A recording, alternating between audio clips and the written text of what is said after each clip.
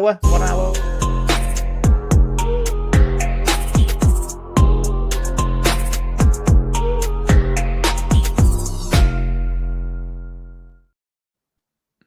Hi, welcome to Live Dungeons and Dyslexia. It's going to be a slightly different evening this evening, as you've probably worked out. There is no Pookie and there is no Rob. So just Juan and I for a rather brutal review of this. That's not what you said. So welcome back, Juan. Yeah, it's one of those weird ones, isn't it? You know, Pookie, who recommended the book for this week, which was Mutant City Blues. Is that what it was called? I think that's what it's called. Yeah. Which was we probably shouldn't talk about. No, because if we're going to look at it in a couple of weeks, not here. It's kind of annoying because I pretty much done all my looking that I could possibly cope with looking at it, and then I was really up for it. So we'll be back doing that in 2 weeks' time. So what's that, dude? 20 seconds? Is that's going to be around about there? Something like that, isn't it? I think. Didn't we say we were going to do a live play of being bunnies or something? Oh, next week. Yeah, we're back. Is that next week? Yeah, right. Next week we're doing this, the four of us. I'm quite looking forward to that. It's just gone on Kickstarter. I think it went on Kickstarter today. Wow. So I've got to do a Kickstarter preview video of it. He sent me the PDF, and this was an old copy of the book. There's another 100 pages he's added since this, so I can burn it basically, or sell it because it's a limited edition, half edition. So, yeah, I'd sell it. But yeah, it's basically Shadow Dark anthropomorphic books. But anyway, we're not on about that. We are. This is weird. I'm joined by we're good friends now. We talk loads and loads in between stuff. And we're going to be doing a review of this, which he threw at me this morning. So I've had a day, and that's not even a day. It's hours, minutes to look through. In my defense, you did buy it last May. I did. But weirdly, my channel took off quite significantly. And lots of other people have sent me stuff that I didn't pay for. And I have been on about doing this. You actually sent me a PDF copy of this. I think it was when I think your channel had been around for a while, and I was watching them, and you put a shout out if you've made a game, send me a copy and I'll take a look. And I think that's how we got in touch originally. Yeah. And you joined my Discord, and then I can't get rid of you. That's it. You've used me for fame, and now you've surpassed me immensely. Welcome, Semper and Helen. Good to have you here. So yeah, I love how you can't Quintessence. Say it. Quintessence. Yeah, I'd forgotten I couldn't say it until I went to say it. It's Charlotte's favorite thing that you can't say it. I know. I've even got her. My copy is signed here by Juan and Charlotte, who tried to be really hilarious. And she actually wrote, "Enjoy the dyslexic typos." She meant to write something else, but she couldn't spell dyslexia. So it's spelt wrong, which is she tried to be good. So clever. She did, didn't she? And she can't even make it tonight. So no. I'm glad she's not here, because if I bash the book, she terrifies me. She terrifies me sometimes. But is she a teacher in real life? We were. Well, this is. I'll explain how I know Charlotte. So I went to college way back in the day with Charlotte's partner Will. Yeah, and they've been together for about 20 odd years. And I met Charlotte through Will, and then quite randomly, Will and I both started teaching. A bit of a gap between us at the local college at the university here, and then a couple of years later, Charlotte started, and we all obviously realized quite quickly that we were all massive nerds. And we started making games. Cool. So I'm got to start with my usual question that I always ask for everyone that comes on this channel.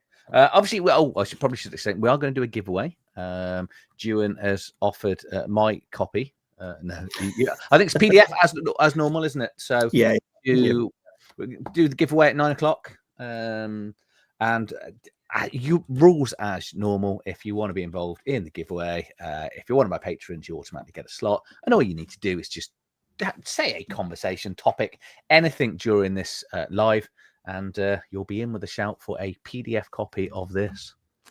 So right, First question. Actually, I'm not going to ask my first question on this because whenever I get anyone on, it's just weird interviewing a friend. It's weird reviewing my own book. I'm going to say that right now. It's very strange. It is. I was trying to think. What do I say everything that I don't like about it, or what? I don't know. What you should do, because it's actually written with two of you. Mm. All the bits that you say are good, I think should be your bits, and all the bits you say are bad, you should then point out that was because Charlotte. I think Charlotte would disagree with that quite strongly. Yeah. But before we get into that, I'd just like to know actually your first gaming experience. How did you get into the hobby? What sort of got you into it? That's a good question. So I think my gateway into the hobby, I think it was the last year of primary school. We were all obsessed with Hero Quest. Like, oh yeah, like the way kids get obsessed. You know how they watch a film over and over and over again. Yeah, we were very much like that. Me and my little group of friends were like that about Hero Quest. And then when we went to high school, you were all encouraged to join a club. And there was this club called Dungeons and Dragons, and nobody knew anything about it. So this would have been 1991, I think. And I still remember that game clearly. It was the old red box D&D thing. Yeah. And one of the prefects ran it, and it was brilliant. And I was hooked ever since. That was it. Oh, cool. And so what have you been playing over the years? Where did you? Well, from there we went to, because it was the mid-90s, well, it was the early 90s. We went from there to Cyberpunk. Yeah. We played a lot of Cyberpunk. And then we went from there to kind of World of Darkness, played a lot of Vampire. Never really got my head around Werewolf. I really wanted to, but I just couldn't get my head around it. And actually, the single greatest gaming experience I've ever had in my life is with an absolute shit system. It was Palladium Fantasy. Oh. I know, that's got a different connotation now, that sound, hasn't it? Yeah, it does. But honestly, single greatest game I ever played was a campaign that we played with Palladium Fantasy. And it was a massive game. It was a huge group. There was I think it was 9 players. Yeah, I so wanted to love that. I remember getting the Atlantis source book. Oh yeah, and it had the tattoo because it was a world that it was like universe was a bit different, wasn't it? So yeah, they kind of had the sort of first. Oh, is Rift's different? It is different. So the first kind of edition and the revised edition of Palladium Fantasy don't have a lot of the kind of craziness that Rifts has. It's kind of the same system, but like you don't have mega damage and kind of things like that. But and I think I never played second edition Palladium, but I think they brought all that into that. But yeah, that was great. And then when I went to, I think around about the year 2000. Life just got in the way, stopped playing, and didn't play another RPG until 2018. I know. And then moved to the Isle of Man, and you're all back in. Was that? Well, no, I'm from here, unfortunately. Oh, okay, so you moved away, then moved back. I moved all over the place. Then I moved back. Yeah. But yeah, and weirdly, I only started playing again because I used to do a lot of work in film and TV and animation and things like that, and I got a gig to design a prop for True Detective. I had to design some fake Advanced Dungeons and Dragons covers from 1980. And for the research, I talked to somebody I used to play games with, and it turns out they still played, and I got back into it that way. Mm-hmm. You've got the prop, haven't you? Because you've told me the story about the prop before. I don't know if I'm allowed to say this. So I had to do this kind of acrylic painting and make it look like an oil painting. I had about 3 days to do it because somebody somewhere had forgotten that this was a hero prop. It would be really close to the screen, and they didn't have it. So I got called to do it, and I got paid a reasonable amount to do it. But then couldn't tell anyone about it for a year and a half until the show came out, and then I got a really weird phone call from this Dungeons and Dragons museum in California, who wanted to buy the original artwork. And I sold the original artwork for about $9,000. It was great. Wow. Yeah. So that's where your money goes, kids. Don't get into finance like me. Get into art. That is definitely the rarity. Most jobs do not pay that well. Because you make all your money when you're dead. Well, somebody does. Somebody makes some money off you when you're dead. Yeah. It's always painful. So what's on your table at the moment? What sort of games What's on my playing? table? Well, I've been playing Shadow Dark with you. Yeah.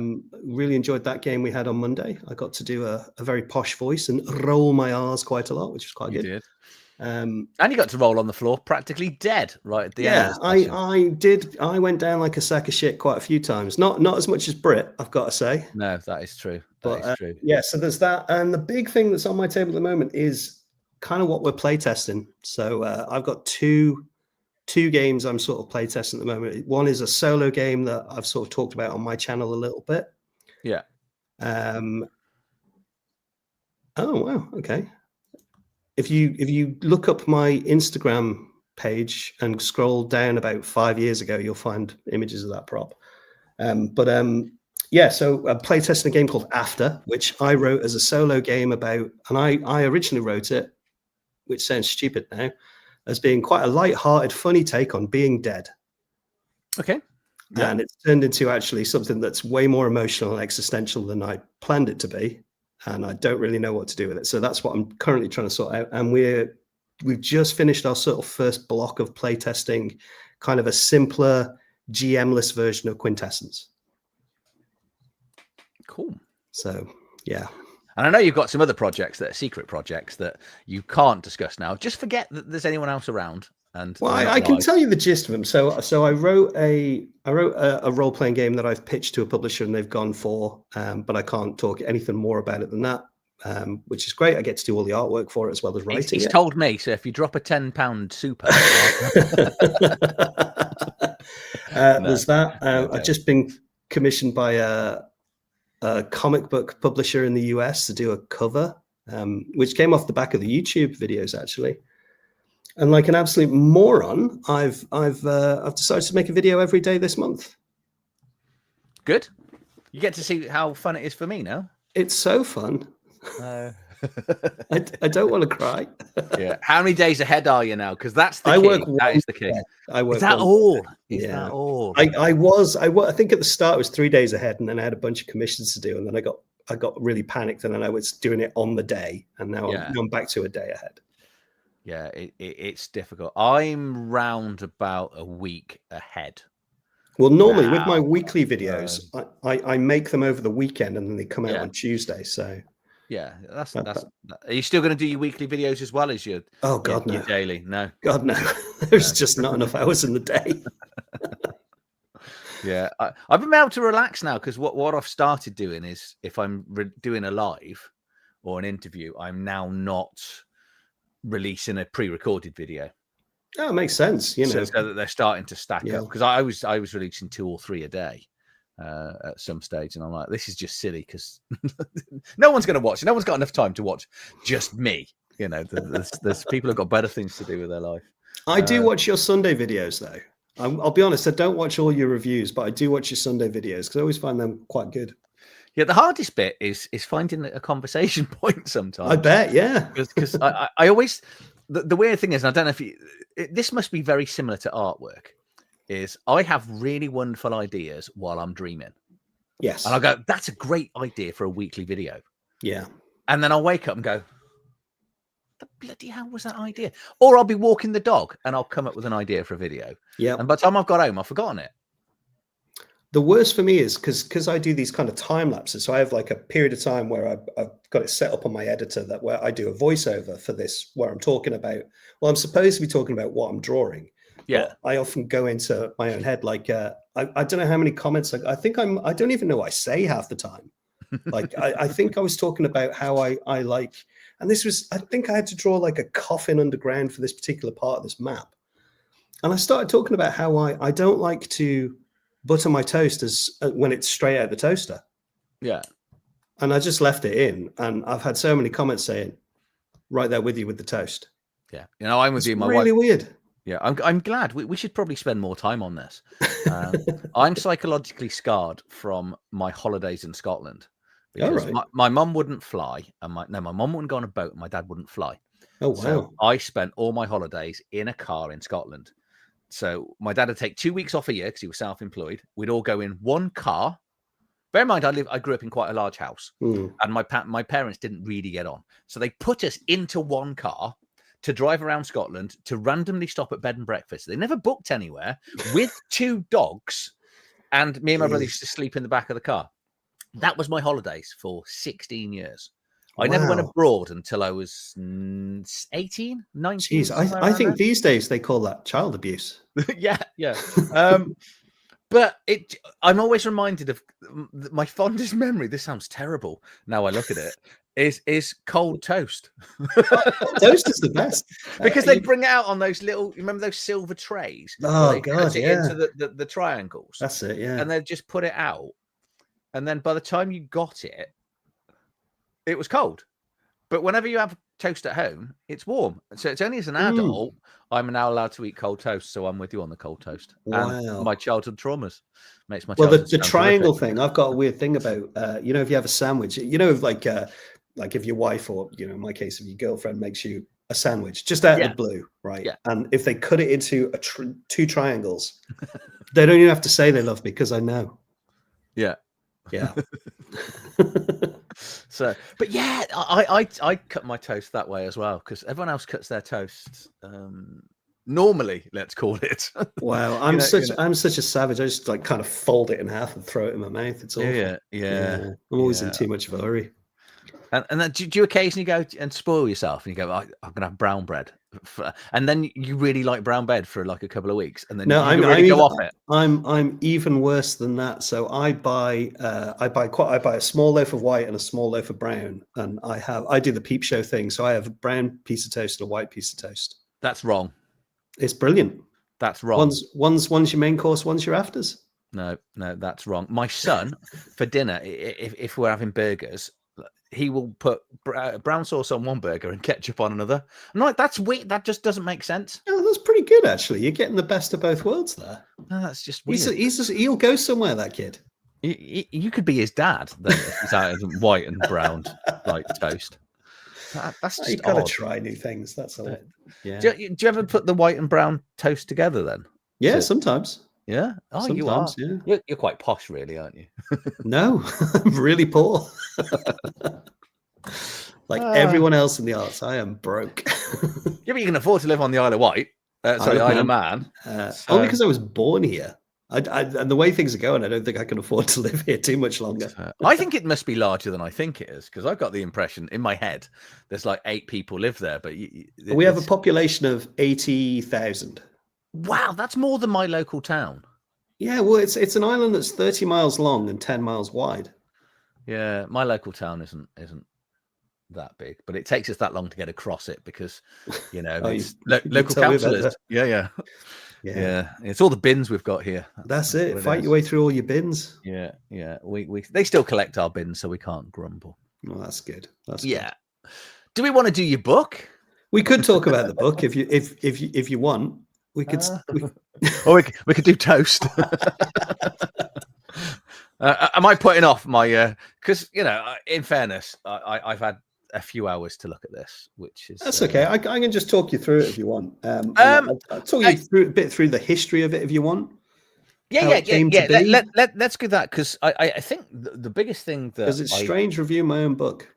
But I kind of want to get your thoughts on it and your first impressions, because my first impressions, it's a bit of a hodgepodge of a layout in all fairness. Well, I realized I have to explain this, and if Charlotte's watching this, she's going to wet herself laughing. This is what an idiot I am. Because we wrote this in 2023 and it came out in 2024. And I don't read PDFs. I mean, she always makes fun of me because I got terrible eyesight. So I don't like looking at screens too much. I much prefer a physical book, right? I'm just going to get the copy up and So I was so focused on making the physical book that when I made the PDF, which isn't hyperlinked, it's on my never-ending list of things to fix. Yeah. Everything's laid out as double-page spreads. So what you're seeing there in the book is actually kind of that page. Yeah, I can stick it. I can stick it single as well. So there you go. So that's a double-page spread. Yeah. That's Yeah. 2 pages. Yeah, but that's now how the book will look if I was going to do a review, so to speak. Yeah. So Yeah. I hate it when people send me spreads. They annoy me. Yeah, I didn't, because that's how you set it up for printing, and I just assumed like an idiot that nobody reads PDFs. Turns out a lot of people do. They do. And I love selling PDFs because we always say it's like free money because I don't have to post anything. It's fantastic. Yeah. But yeah, so Quintessence, how did Quintessence start? So it kind of started off in the kind of group that we played in. We're quite an odd group. So we're all kind of musicians and artists and that kind of thing. So unemployed. Well, no. I think we've all had periods of unemployment, but mostly employed. Yeah. And we realized that we were playing Dungeons and Dragons 5e, but we kind of homebrewed it so much that it wasn't really 5e anymore. And so we kind of I think that's where it kind of started. We wanted to make a game that we could play. And our games weren't super combat heavy, but they were there was always a lot of chases and a lot of kind of weird things that happened that there just really weren't systems for in D&D. And we looked at an awful lot of games and just couldn't really find one. So I think I said to Charlotte, should we just make one? And she went, yeah, definitely. And so I think the first thing we decided, it was very much based around the players around our table. So one of the players, Annie, if you give her a D20 and tell her not to roll a 1, she'll roll a 1 every time. She is the most unlucky dice roller I've ever met in my whole life. Yeah. So we decided, we'll give her a handful of dice and see what happens. And, and just looking at the glee on her face when she had this handful of dice to roll. And it was like, right, okay, it's a dice pool system then. And so that was the very first thing. And then the next thing to go was initiative. So we definitely thought there's a better way to do combat and things like that. So we ditched initiative and we came up with this action tracker thing where you act on how complex your action is. And we didn't make it super complex. We kept it as simple as possible. And then the next thing to go is I kind of thought spells were really specific. In most games I've played, spells are really specific. So we kind of had our dice pool system. So we came up with like a free form.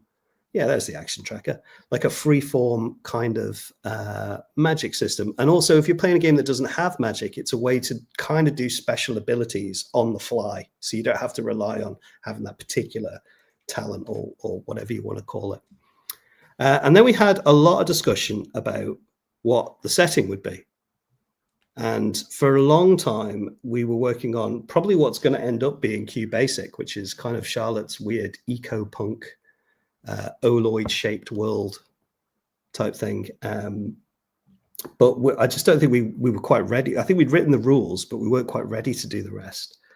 And so I think we just thought, well, why don't we just give it as like a setting agnostic rule set, like a tool set that people can use to make their own games. And the other thing we really want to do is not to put everything on the GM. So the players have a lot of say in how the world works and things like that. So yeah, we just tried to do something different. Sorry, go on. I was going to say, my first impressions was I really didn't know what was going on. That's fair. That's and I don't know whether it's a particular hard read.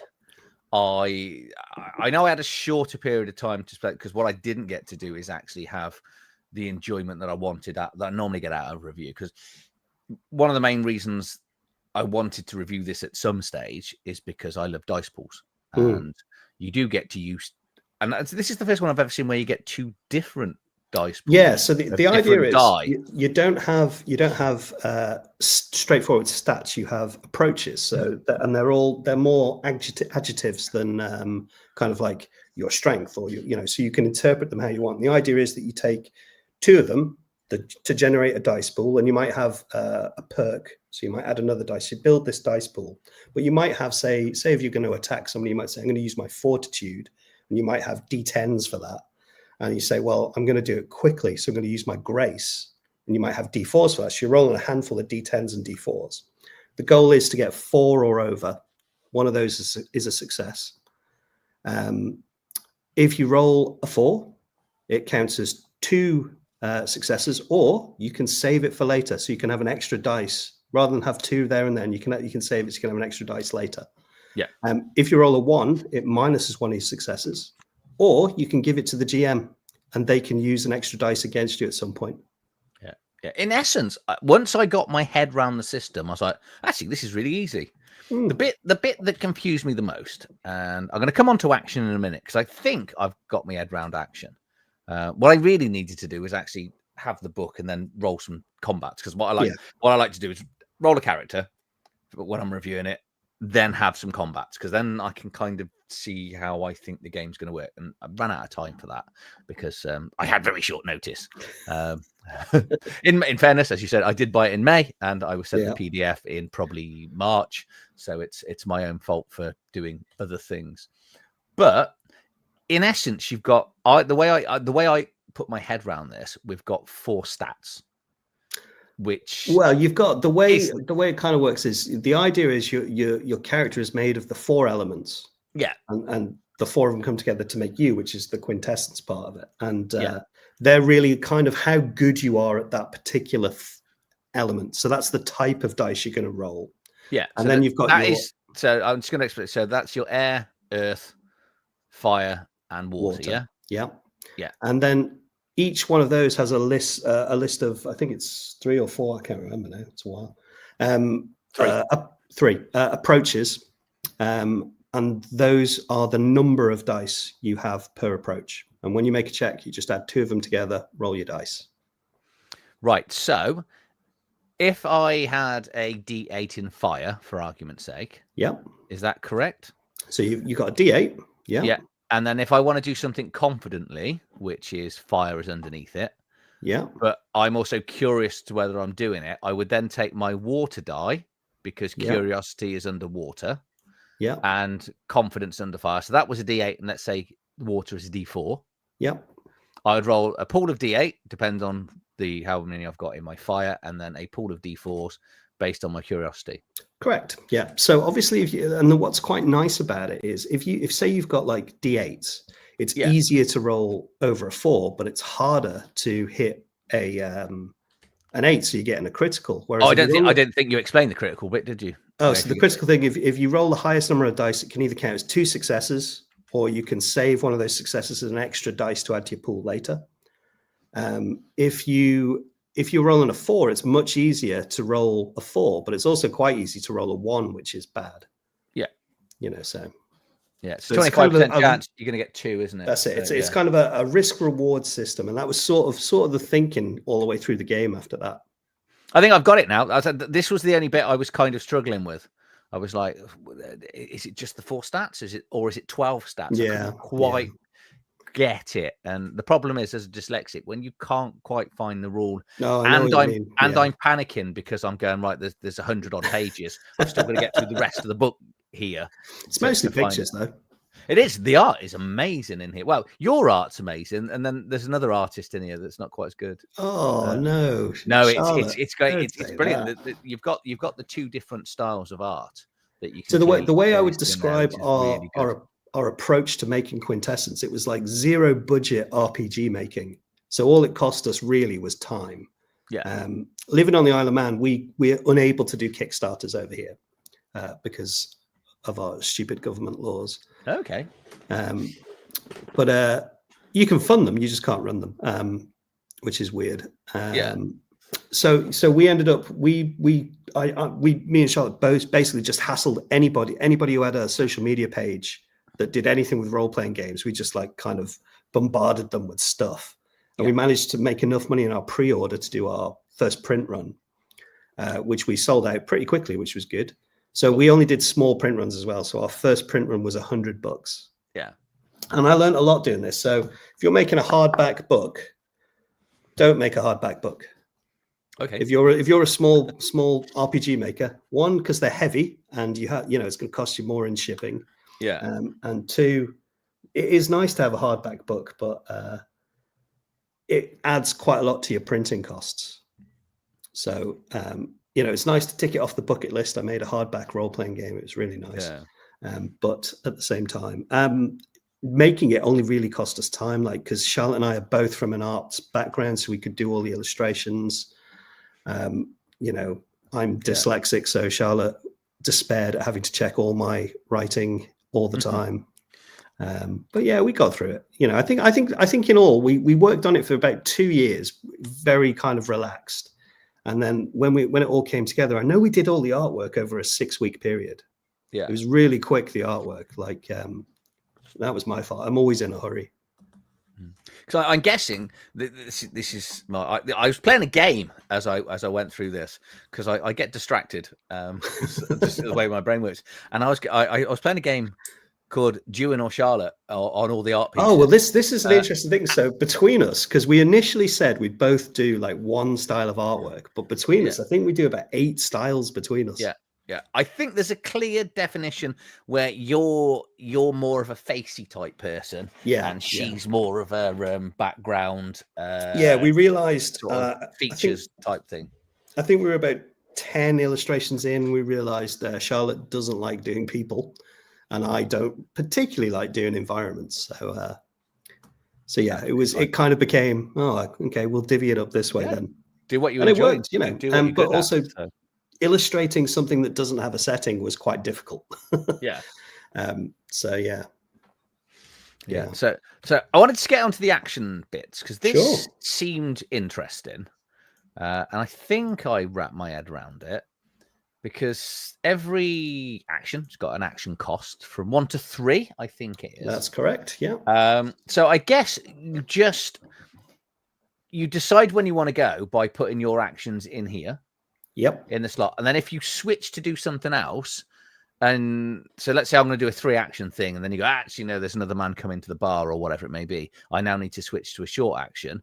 You just switch it whenever you want, but you've lost the actions previously. Correct. And everyone's doing their own action bars on their character sheets. Yeah. So the GM will just say, right, we're on step 1. Who's acting?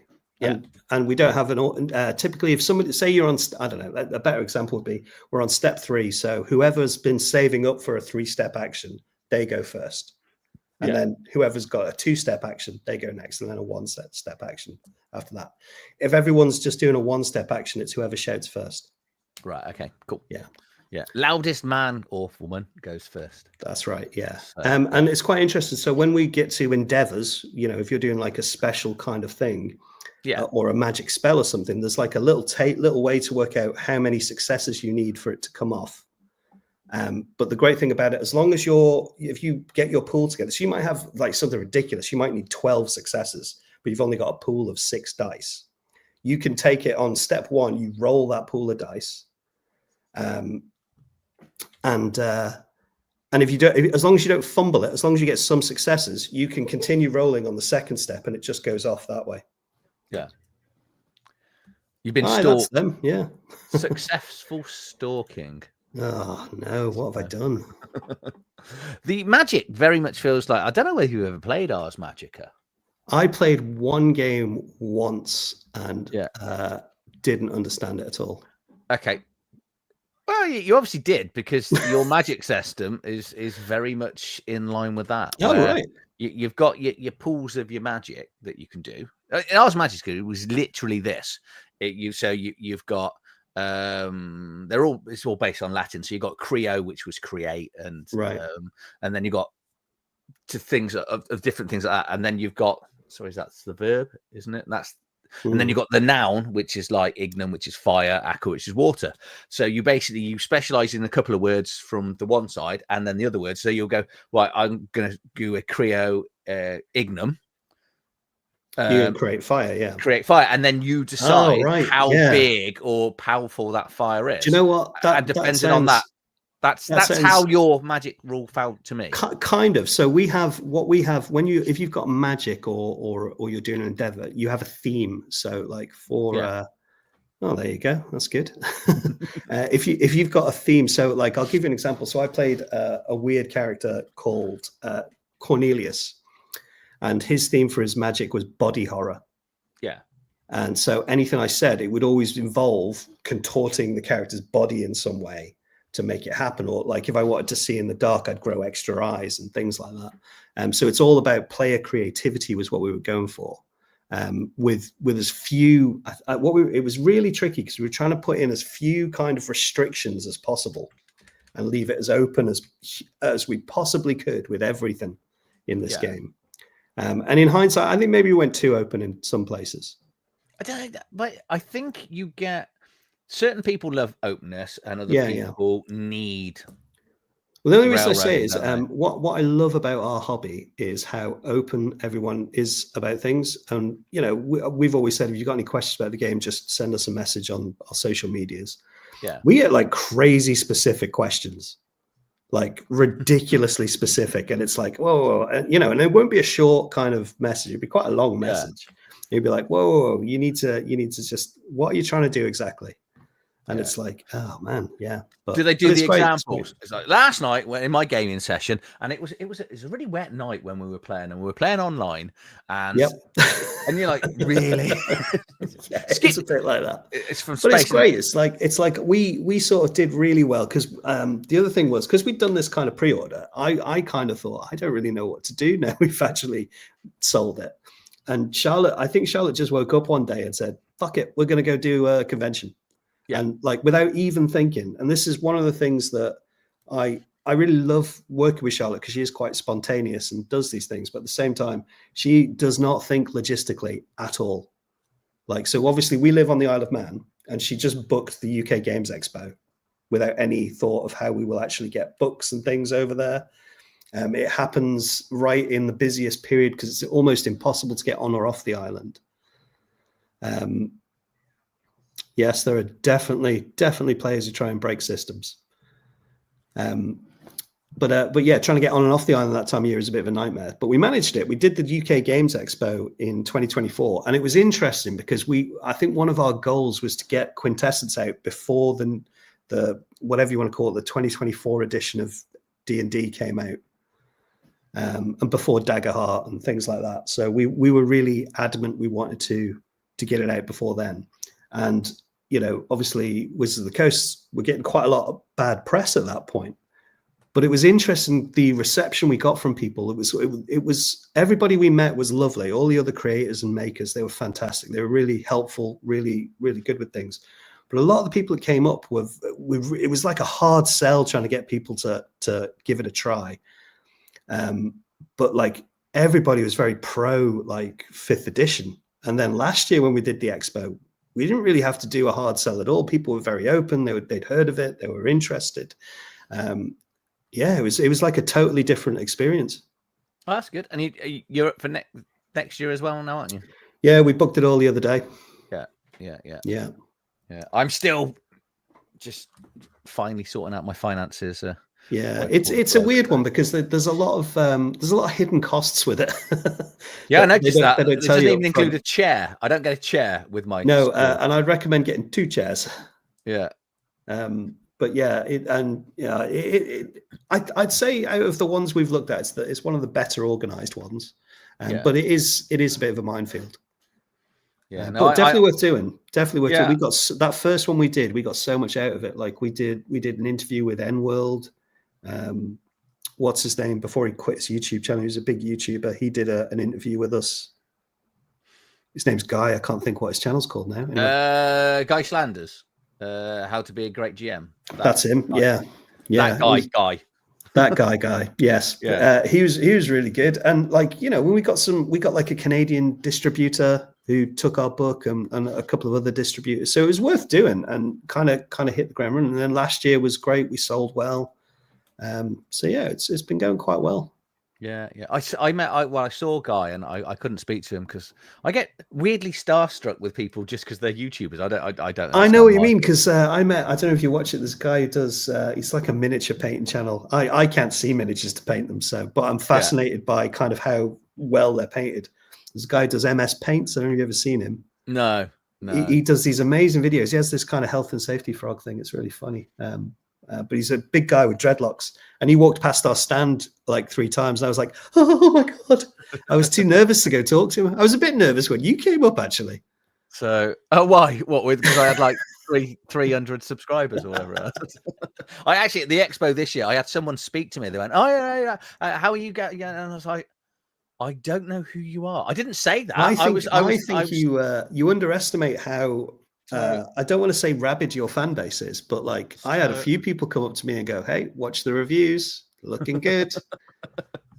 It was, you know, it was a bit. There was a few. Yeah. But I remember seeing Guy, and he's a lot shorter than I was expecting. And Really? he's not a short man. He's still a Mm. big guy. But I had in my head, because he's got that voice. He sounds like he's about 6'5". Yeah. Do you know? Yeah, Because he's definitely. booming in the way he sounds, and he wasn't, and I just couldn't speak to him. I'm curious, how many aisles does my local Morrison's got? There's about I knew 15 you were aisles going to in say Morrison. that. How many aisles? There's loads. There's well, we're the best one. The Isle of Man's the best one. Yeah, there's two sort of big ones that are sort of famous, aren't there? There's Isle of Man and Isle of Wight. And And you then got Anglesey. and then but that's not called the Isle of, I don't know if you mean it's called Anglesey, is called Anglesey, not the Isle of Anglesey. True. Oh, does he mean That's like what I mean. places they call? Well, there's I loads of don't them know. off Scotland, isn't there? Yeah, The Isle of once you Skye. Isle of Scotland, once you get around Scotland and up there, there's a lot. You got loads around. You got what they call them in Ireland, skerries. They call them in Ireland. They're like kind of small isles. I don't know what else you call them, but there's millions of those. Yeah, you should come to England. You'd love it over here. We're really friendly. So don't come at the moment. Leave it. Yeah, wait for it to calm down a bit. Yeah. Orkney, Shetland. If you're just looking at isles, that we've got. There's hundreds. I would say there's hundreds of them. So not like Greece. I recently found out Greece is in the thousands. Is it really? Yeah. Wow. So, or someone lied to me. I didn't look it. So sometimes you forget you're live on the internet. And you think maybe I should just not sound like an idiot all the time. You never know. Where would the fun be in not sounding like an idiot? But I once met Danny Minogue. Oh, really? Yeah. My mate had tickets to the 1996 FA Cup final. His dad worked for the FA, so we got box tickets, and we were like sat right in front of Pele and stuff, and we were in the box because Danny Minogue at the time was dating. I want to say it was Villeneuve. It was one of the old Formula One drivers. And I turned to my mate and I went, I'm going to go up to her and go, are you Danny Minogue? And she's going to go, yeah. And I'm going to go, can you get me Kylie's autograph? Oh, thinking it was like the funniest car. You know, I was 22, 23. And I walked up, she turned around and she was stunning, like absolutely beautiful. And I just went, she took my FA Cup ticket, signed it, and I walked away. My mates were pissing themselves. Because I couldn't even get a word out. I couldn't get a word out. Wow. It was horribly embarrassing. I'm trying to think if there's anyone else at the expo. What's his name? Grant. He did the Honey Heist thing. Does all the. He's with Rowan, Rook, and Deckard. He came over to our stand this year. He seemed like a nice guy, actually. Yeah. Everyone I've spoken to, and I haven't really met anyone, but obviously you meet people in interviews and stuff. Everyone's amazing. They really are. Yeah, I mean, I worked in publishing for years, and that's particularly in children's publishing, it's like a dog-eat-dog world. It's awful. And I kind of expected, because this was kind of publishing based, it would be a bit like that. But no, everybody. I'd say I've met one person I thought was a dick. Go on then, tell us. Nope. I'm just going to turn the live stream off a second. Of course you are. Yeah. Okay, it's off now. I just thought he was a bit. I don't know. I don't even know what to explain. He was just a dick. No, we haven't met Matt Lillard. I don't think he comes over to England. I imagine he's quite a nice guy, to be fair. He was in Scooby Doo. Yeah. So he always seems nice. Yeah. So Deborah Brown Wall, I could sit. I probably wouldn't be able to talk to her. I've just. Well, weirdly enough, my kind of similar thing to your Danny Minogue thing is I met Claire Danes. I actually sat down and had a drink with Claire Danes. Oh wow. Yeah. So on the Isle of Man, it's a weird place. We used to have a film industry. Yeah. And so you'd get all sorts of things like they made a film over here called Me and Orson Welles, which had Zac Efron in it as well, which everyone was obsessed about. But at the time, my girlfriend at the time, you know how you have your kind of, if you meet a celebrity, you're definitely allowed to have a go. No, well, Claire Danes was my wife isn't. All right. Well, Claire Danes was mine, and I was really winding her up. And she said, "Well, go sit with her then." And I thought, well, all right, you've dared me now, and I will. And I actually had quite a good conversation with her. She was really nice. Wow. She's very tall. Is she? Yeah. I mean, I'm not very tall, so everyone's quite tall to me. Yeah. Yeah. I had a pint with James Hetfield. That was surreal. Wow. And he's a big guy. Yeah. In Birmingham when we used to have Monsters Rock here at Donington before it became Download, which is like a weekend festival. They used to go to a nightclub. I think it was called Excels in the middle of Birmingham. So at the end of the Donington Festival, all the bands would go there and then sort of drink and relax. And we were there the week before, and we were students at the time, and it was like they were advertising it was 20 quid to get in. We just got in there, saw the posters, and they were like, it's 20 quid to get in. We all looked, and we scraped together 80 quid, paid our stuff, and then we all went home because we had no money for drink. And we got back the next week. Oh, thank you for this. Thank you very much for the membership, my ear trumpet. And so obviously you queue to get in, you get the tickets. Skid Row were there, Metallica were there, and they had a private cornered off area. And I had about 30 quid, and you could pay £20 to go to the VIP area to get in. Wow. So again, muggins here. So I pretty much spent the night sober, but I got to go and basically have a brief chat with James Hetfield. Man, that's amazing. Could you Yeah. imagine what that would cost you these days? I know. It was mad. As far as I know, the club doesn't exist anymore. But yeah, it was... Oh, okay. Rob's been to Exiles, so. Oh, right. So yeah, there was the Exiles and Edwards were the two right. clubs in Birmingham we used to go to. Just to bring it slightly back to role-playing games. Team book. Yeah, sorry, got sidetracked. I was just going to say Gimli from Lord of the Rings lives over here. Yeah, I actually forgot we were even on the internet. To be honest. I knew you would. Yeah, Gimli from Lord of the Rings lives over here, and does he? Yeah, he lives. He's What's that got to do with role-playing games? Well, it's kind of fantasy, isn't it? But yeah, he did one of my last years teaching. He did our degree lots graduation, and he got to the stage, and somebody handed him a microphone. And he went, "No, I won't be needing this," and he just bellowed out across everything. It was amazing. Yeah. Cool. Is he quite tall, or is he quite? Yeah, short? He is quite tall. Yeah. I'm very loud. I always think Asp's very deadly whenever he's around. Oh. From Indy. That's it, yeah. Salah? Was it Salah? That's him, yeah. Yeah. Are we talking about role-playing books? We can talk about role-playing books. Let's just do goblins then. Oh, so goblins. Oh, my baby. So Quintessence, we should say, obviously, is available direct on your website. Yes. We haven't solved this very well, I don't think. No. I'll be honest. In the brief time I've spent with it, you've answered my couple of weird questions that on rules I was missing. I've really liked it, and I think what we should probably do is run a session of it. I think good. Charlotte. I'm going to drop Charlotte in the shit now. So I'm hoping Charlotte will run her, because we have, when we were playtesting it, we wrote. I got to answer this. So my wife and I, we watch TV programs, and she always says that I'm quite height obsessed, where I will watch a program and then I'll start trying to guess how tall someone is by the other people that they're stood around. Have you ever played the Kevin Bacon game? Oh, 6 Degrees of Kevin Bacon. Yeah. I do that with height. Oh, okay. Where because I then know what an actor's height is, I'll see them with another actor, and then I'll go, they're a lot taller than I was expecting. And my wife will be like, will you shut up?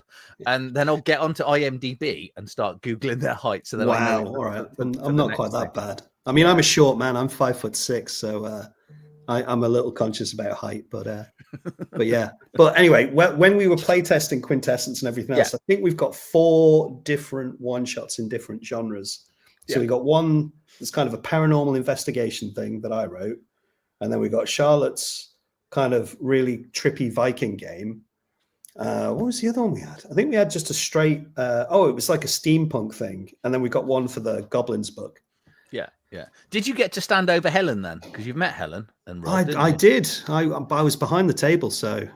You should have gone stood next to her. I should have. So I've met Rob. Rob came over to my local town to. We exchanged American goods. Oh, was it very kind of trench coats in the fog and? Yeah. Under street lights, that kind of thing. Yeah, we snuck off to exchange goods. Wow. Yeah. So hopefully Charlotte will run a one shot. I think that'll be a good thing to do, because I love dice pools, and I've never played a dice pool where the dice get to effectively roll up into higher dice. Yeah, it's a fun system in that you're always trying to think, well, what would my character? It's a game that because we play tested this in probably quite a good way, but it was a bit of a weird way. Yeah. In that we play tested it with our group, and then we just literally opened it up to anybody anywhere to show up to a play test. And one of the groups we had was primarily a wargaming group, and I thought, oh crap, this is going to be a nightmare. But because of the way we describe, because we didn't have actual stats, we had kind of the approaches. They kind of cottoned on to the fact that they were secret role playing, so they were trying to think about what their character would do based on all of this, and it was quite nice actually. It was good. Cool. Yeah, that's good. But yeah, it sounds really weird because it feels to me like Pookie won't play it. West End game Star Wars. It's not a million miles away. But also Savage Worlds, in that the way that, okay, you don't have exploding dice, but the way that you're going to roll D4s, you know, and obviously the weird thing about Savage Worlds is when you're rolling a D4 on an unskilled check. Do you know what? I need to look at Savage Worlds because I think everyone keeps saying, oh, it's like Savage Worlds. And it's like, I've no idea. I've never seen it. Okay. So basically, if you roll a maximum, it explodes. Where if you roll a maximum for you, it does 2 successes. So where if you're unskilled, it's a D4. So it can give you that advantage. Oh, I see. So yeah, that's Quintessence. Everyone beats us to it. I just said Quintessence. You did. Well done. I've said it twice now. So yeah. So we also have Age of Goblins. Age of Goblins, the backward book. Look at this. Right. You got our. This is the other great thing about being a small publisher. See, look, this is how the book opens. I have to say, our printer is the worst printer I've ever come across in my life. I think in some way they've cocked up every single thing we've done. But every time you say, "Hey, I think you've made a mistake here," and they're like, "Yeah, we'll just do it again for free." So like they're the best worst printer ever in a way. Yeah. And our first batch of Goblin books, which I know I've talked about on here before, came out backwards. Yeah. Of which we sold quite a few of at the Games Expo, actually. We're now getting heights from people. Oh, wow. we're at that point. Yeah. Just think, when I'm at the expo, I'm going to wear stilts. Really freak everyone out. Well, you're quite tall, aren't you? 5'11". Oh, right. So I'm probably going to start getting shorter because, you know, well, once you get 50, it is what happens. Yeah, definitely. But yeah, Age of Goblins is kind of a setting book for Quintessence, and the idea is if you imagine, I kind of thought I like it when RPGs kind of go a bit there's the old meme, isn't it, where you see the Fellowship of the Ring. It's like how most campaigns start, and then you see the Monty Python, the Holy Grail, how they end. I kind of like it when they kind of start off kind of batshit crazy. So Age of Goblins is all about creating goblins that are mutated and horrible and messed up, and you exist in this kind of savage kind of primordial forest where you are not the top of the food chain, and there's all sorts of things. And we've it's very much a world with a history, and there's tons of adventure hooks and encounters and things in it as well. So do you play the goblins, or are the goblins the bad people? You are the goblins. So we're the bad people. We're the bad people. Well, you can be bad if you want to be. It's about survival. It's that I've got that Mitchell and Webb bit in the head now. It's like, Hans, are we the bad guys? Yeah. Yes, you're covered in skulls. You've got skulls on your hat. But yeah, so Age of Goblins was great fun to write, and weirdly that's where Gobtober came from. So this is our Gobtober last year, which was a stupid idea I had to do a drawing of a goblin every day, put it on social media to try and promote sales for Age of Goblins. And I just decided to do it again this year, and I'm doing it every day on my YouTube channel, which is mental. Yeah. How's sales gone? I don't need specific numbers. They've gone well. Yeah. I have to say, Charlotte did the map. The map is absolutely amazing. I love the map in Age of Goblins. Yeah. Age of Goblins did very well. We had some very brightly colored artwork. So we had the cover, which is that there, kind of blown up on a big banner, which attracted a lot of attention at the expo. Yeah, they've been steady. They've been very steady. Could you sell? Is it just on your website, and there's a few We have a stocking couple of places in the country? we have a couple of distributors. So we have a Canadian distributor, and we have another distributor who assures me he sells stuff, but I'm yet to see any evidence. Doesn't he just buy from you first in the first place, or No, it doesn't No. work quite that way. Oh, does you it kind not? of you kind of give them a bunch of books, Yeah. and then they give you some money, maybe. Oh, that seems Yeah. really like you've got to trust them not to lie. Oh, when we were at the expo, Charlotte was having a field day with this. I am the most cynical, untrusting person imaginable. So I'm when just sharing your website. That's all right. Yeah. So when these people were being very polite and they were all coming up saying, "Hey, we'd love to distribute your book," and I'd be like, "What do you get out of it?" I was really, really on it, and to the point where I think I was a little bit rude to some people. But so if they're watching, I apologize. But most of, like our Canadian distributor is very good. He's on us all the time to send him more stuff, and he sends us money regularly, which is great. The other one, who's quite a large distributor, says he sells stuff, but I've not actually seen anything yet. Maybe I should chase him up. Do you know that seems really unfair on smaller companies? Well, it's quite strange. So originally, when we realized we couldn't do a Kickstarter, we decided we would approach kind of brick and mortar stores to try and do it that way. And I have to say, the majority of them were absolutely brilliant. And they took they take 5 or 6 copies of a book. We'd sell them at a slightly discounted price to them. So, and that's the way I prefer to do it, because once it's gone, I don't really have to think about it anymore.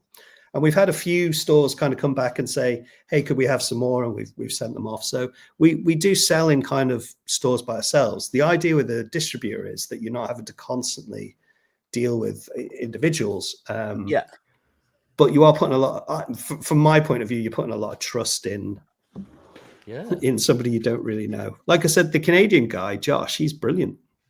Yeah, absolutely brilliant. Any thoughts about sticking it on Drive-Thru-RPG so people can print on demand and you can just miss out a lot of the aggro and stuff? I have been thinking about that, but I need to sort that PDF out first. Yeah. And that's sort of it's getting there to the top of the list, but there's a lot to work through the list. Yeah. Well, you should agree to do a video a day, should you? I shouldn't have done that. I should say no to some of these commissions, but unfortunately, I have a powerful need to eat every now and again. Well, toast is really cheap. Well, maybe, Mr. Snob, you should cut out all the brown bread, because that's twice as expensive. No. Oh, you should live off poor white bread. Do you know what? I'd love it if they sold like a mixed loaf. They do mix loaves. Do they? No, of course they don't. Of course they don't. I was really excited. I was thinking I'm really missing out on something here. They do it. They do a blend, don't they? They do it. It's not quite the brown bread, and it's not quite the white bread. I would want one white piece, one brown piece, one white piece, one brown piece. Do you know what? Yeah. I'll send you some. Wow. So okay. Oh, that's good. Somebody's pointed out. Yeah, Diamond Distribution. What a shit show that was. What did they do? Are we allowed to say legally before I get struck off? Yes, they. What happened was they were the biggest distributor of comics and role-playing games and things like that. Right. They're a big American company, big distributor, and they went bankrupt. It was a combination of a lot of things. COVID didn't help because obviously places were closed, and they went bankrupt. But what they've got all the stock from all these independent creators, and to bail their debts out, they've said these belong to us now, and these belong to us. We're paying our debts with your stuff. Wow. You get nothing. It's awful what's happened there. That's disgusting. Yeah. I think potentially maybe that my views do not represent my or whatever legalized stuff I need to say, that so I don't get sued by an American company. Well, they're bankrupt now, so it's okay. More likely, Helen is claiming. So is Helen now 50-50 bread? Is that a loaf of bread that one? It's got to go in this specific order, though. It's got to go one white piece, one brown piece. I don't want half a loaf and half a loaf just put together like that. No, what sort of heathen would do that? Savages. That's it. I know. Yeah. So we now need to wait. What is brown bread? Americans don't know what brown bread is. Oh my! I apologize. I'm going to say something that's going to offend a lot of Americans. Your bread in America is bullshit. It'll kill you if you eat it. My YouTube channel. Say that on your own. sorry. That's my personal view. I've eaten bread in America. It's the worst thing ever. Come to Britain and have proper bread. It's more. Is it wholemeal that it's made with? I think. It's all right. He's in agreement. We're good. Okay, cool. Okay, cool. Well, it's But yeah, weirdly sweet. Most of it is horrible. yeah, it's a different wheat that makes it a different color. And then we also have weird bread where they put bird seed in it in this country. Oh, the granary loaf. I love yeah, a my granary loaf. wife loves it, and I just love have it. to pick them out and flick I them. just across love the room. bread. It's like the worst thing to love, but I love bread. Bread, it's one of the worst things you can eat. It's I know just it's terrible. But I just love it so much. so yeah. Actually, since quitting bread and now I'm purely on a carnivore diet, my weight is dropping off. Oh yeah, I quit. I think So it was a couple of years ago. I went on the carnivore diet, and the first thing I noticed was I could see properly. well, Well, I'm back on the bread now. You can see I can barely Yeah. see anything now, but yeah, but yeah, my eyesight just went like that. It was crazy. Well, weird. My bags disappear under my eyes and stuff when I'm back on full carnivore and stuff. Wow. So yeah, it's kind of weird. Right, we've hit 9 o'clock. Wow, we've actually thrown. I thought we'd be on for like 15 minutes. I didn't think we'd have it. But we can talk crap for ages. This is just us talking rubbish, isn't it? So we have got a book giveaway to do. So should we do your book giveaway? Go on then. We want to see our wheel, don't we? Live for this wheel. Yeah, we're up to 25 with the hopefully it's right. We're good to 25. Where's the wheel gone? Where? I'm not slicker on the wheel. Oh no, you mean you didn't have it all queued up and ready? No, I've got it here, but as in I don't switch to the wheel very quickly. Shocking. I know. It all. Do you know what? It all goes to pot when Pookie's not here. I feel like you put on airs and graces when he's here. I feel it's a less aggressive when Pookie's not here. Yeah, he gets a bit carried away sometimes. It does. Not as bad as Jay. Oh, it's going to go to a Patreon. Fix. It's a fix. Fix again. It's a fix again. But I'm actually pleased that it goes to a Patreon because it's they're kind enough to donate $1 a month to me. But yeah, sometimes it does feel a little bit of a fix. But that's why, if you want to be involved in my Patreon, just join my Patreon or Dewan's Patreon as well. He's got a Patreon as well. I do. I've actually started doing stuff on it now as well. So yeah. So I do random RPG prompts every Monday, and I either do a how to draw something on a Thursday or some random thoughts I have about RPGs. That's cool. And I credit all my paid patron members in every video. Yeah. Right. I'm going to sound like the world's worst carnivore now. Do I kill what I eat? No. I can't actually touch uncooked meat because I have real horrible trauma about eating animals. Wow. So it's like an uncooked chicken. I can't touch it. Once it's cooked, it's meat. And my brain can process its meat. When it's uncooked, it's an animal, and I can't eat it. I even feed the rats in our garden at night. My wife thinks I'm mad. You are insane. Because they're rats and they're animals, so I feed them. They're vermin and plague spreaders. They're not. They're rats. They're animals. And I'm buying a night vision goggle glasses. I've ordered one so I can film them, because what I've started doing is that I think you can get freaked out about how much vermin is in your back garden. they live under my shed, but they obviously don't come out in the day because we've got big dogs.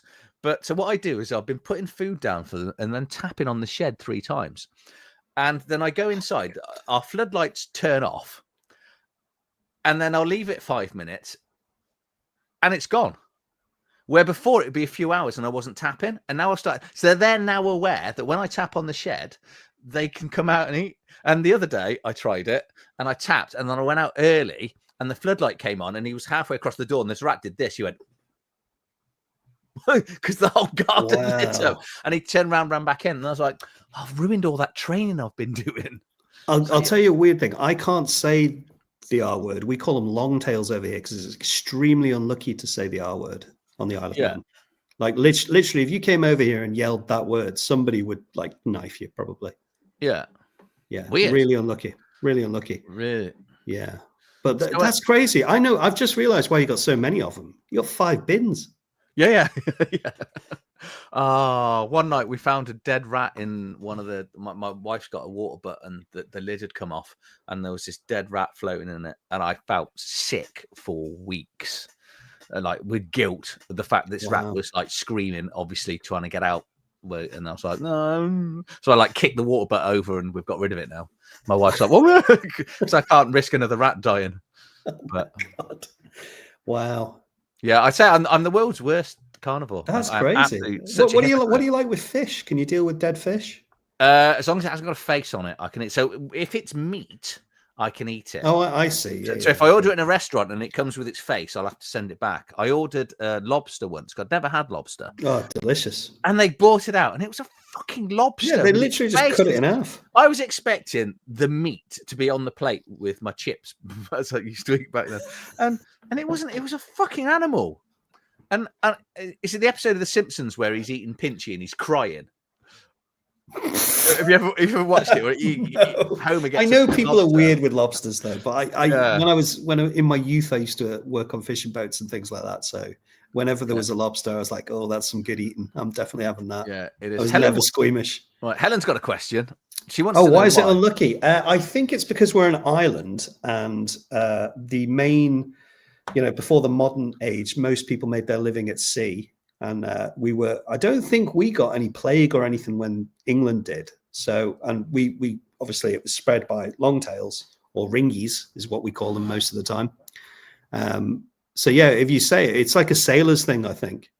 But then there's also a bridge on the Isle of Man that you have to say hello to the fairies every time you go past it. Right, so I have issues with killing rats. I also have issues with people that live in this paranoia of luck and unluck. You know, when people have superstition, I'm going to come across as bonkers now. It's like when footballers go, I always put my left boot on first. Oh, And yeah. you go, why?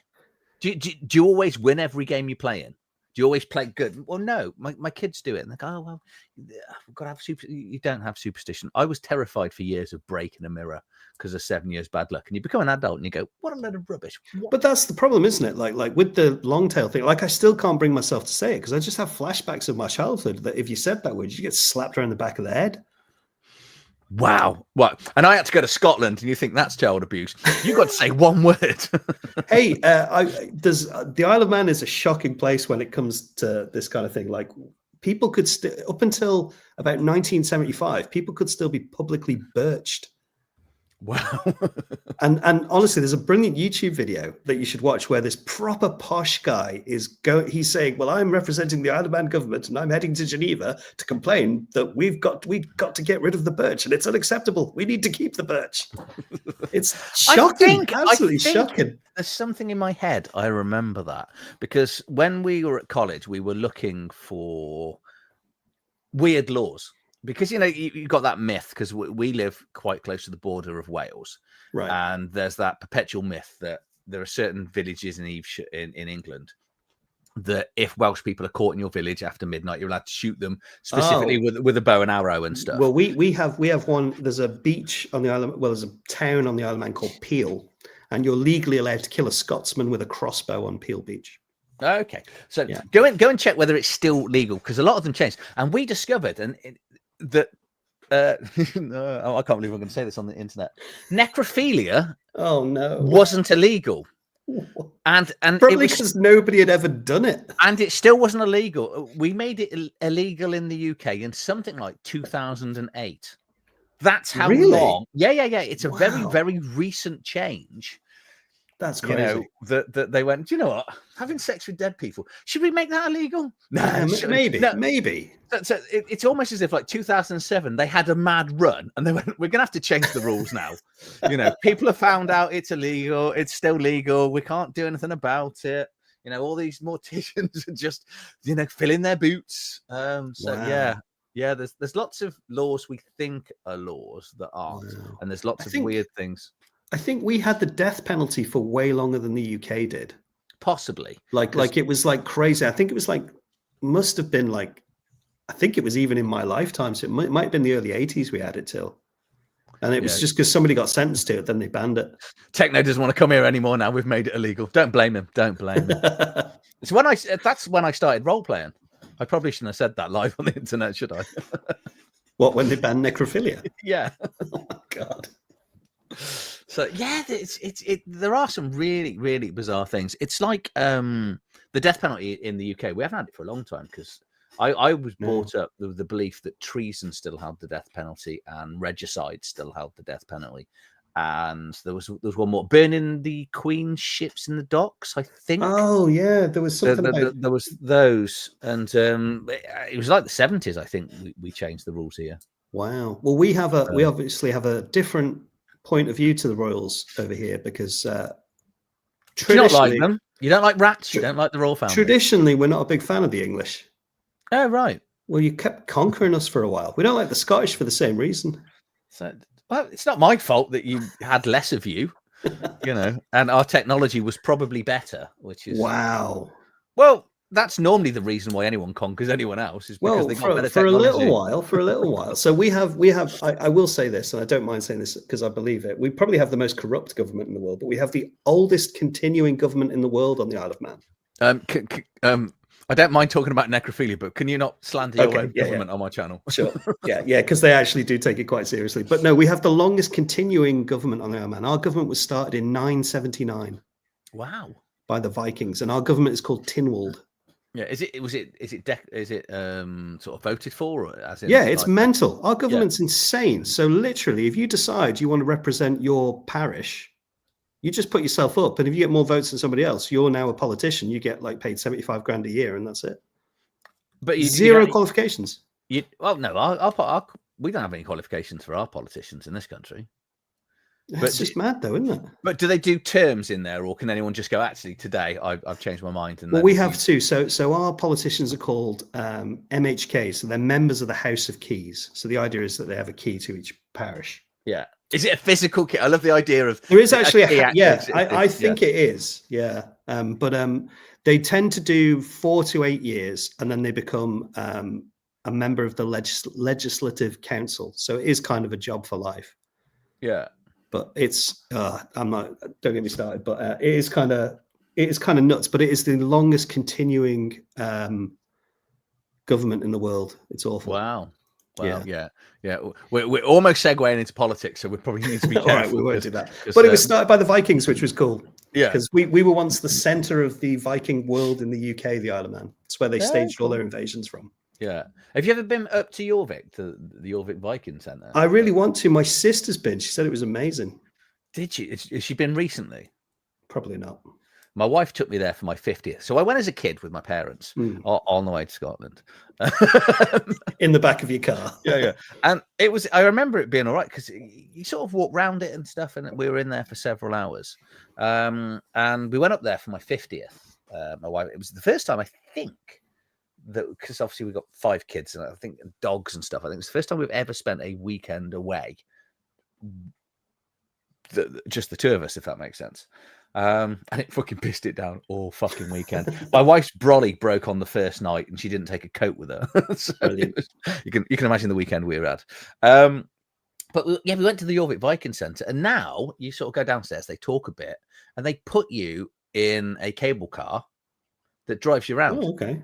It was I want to say it was 40 quid for the 2 of us to get in. We were done in 42 minutes. Wow. Because you can't stop it. Wow.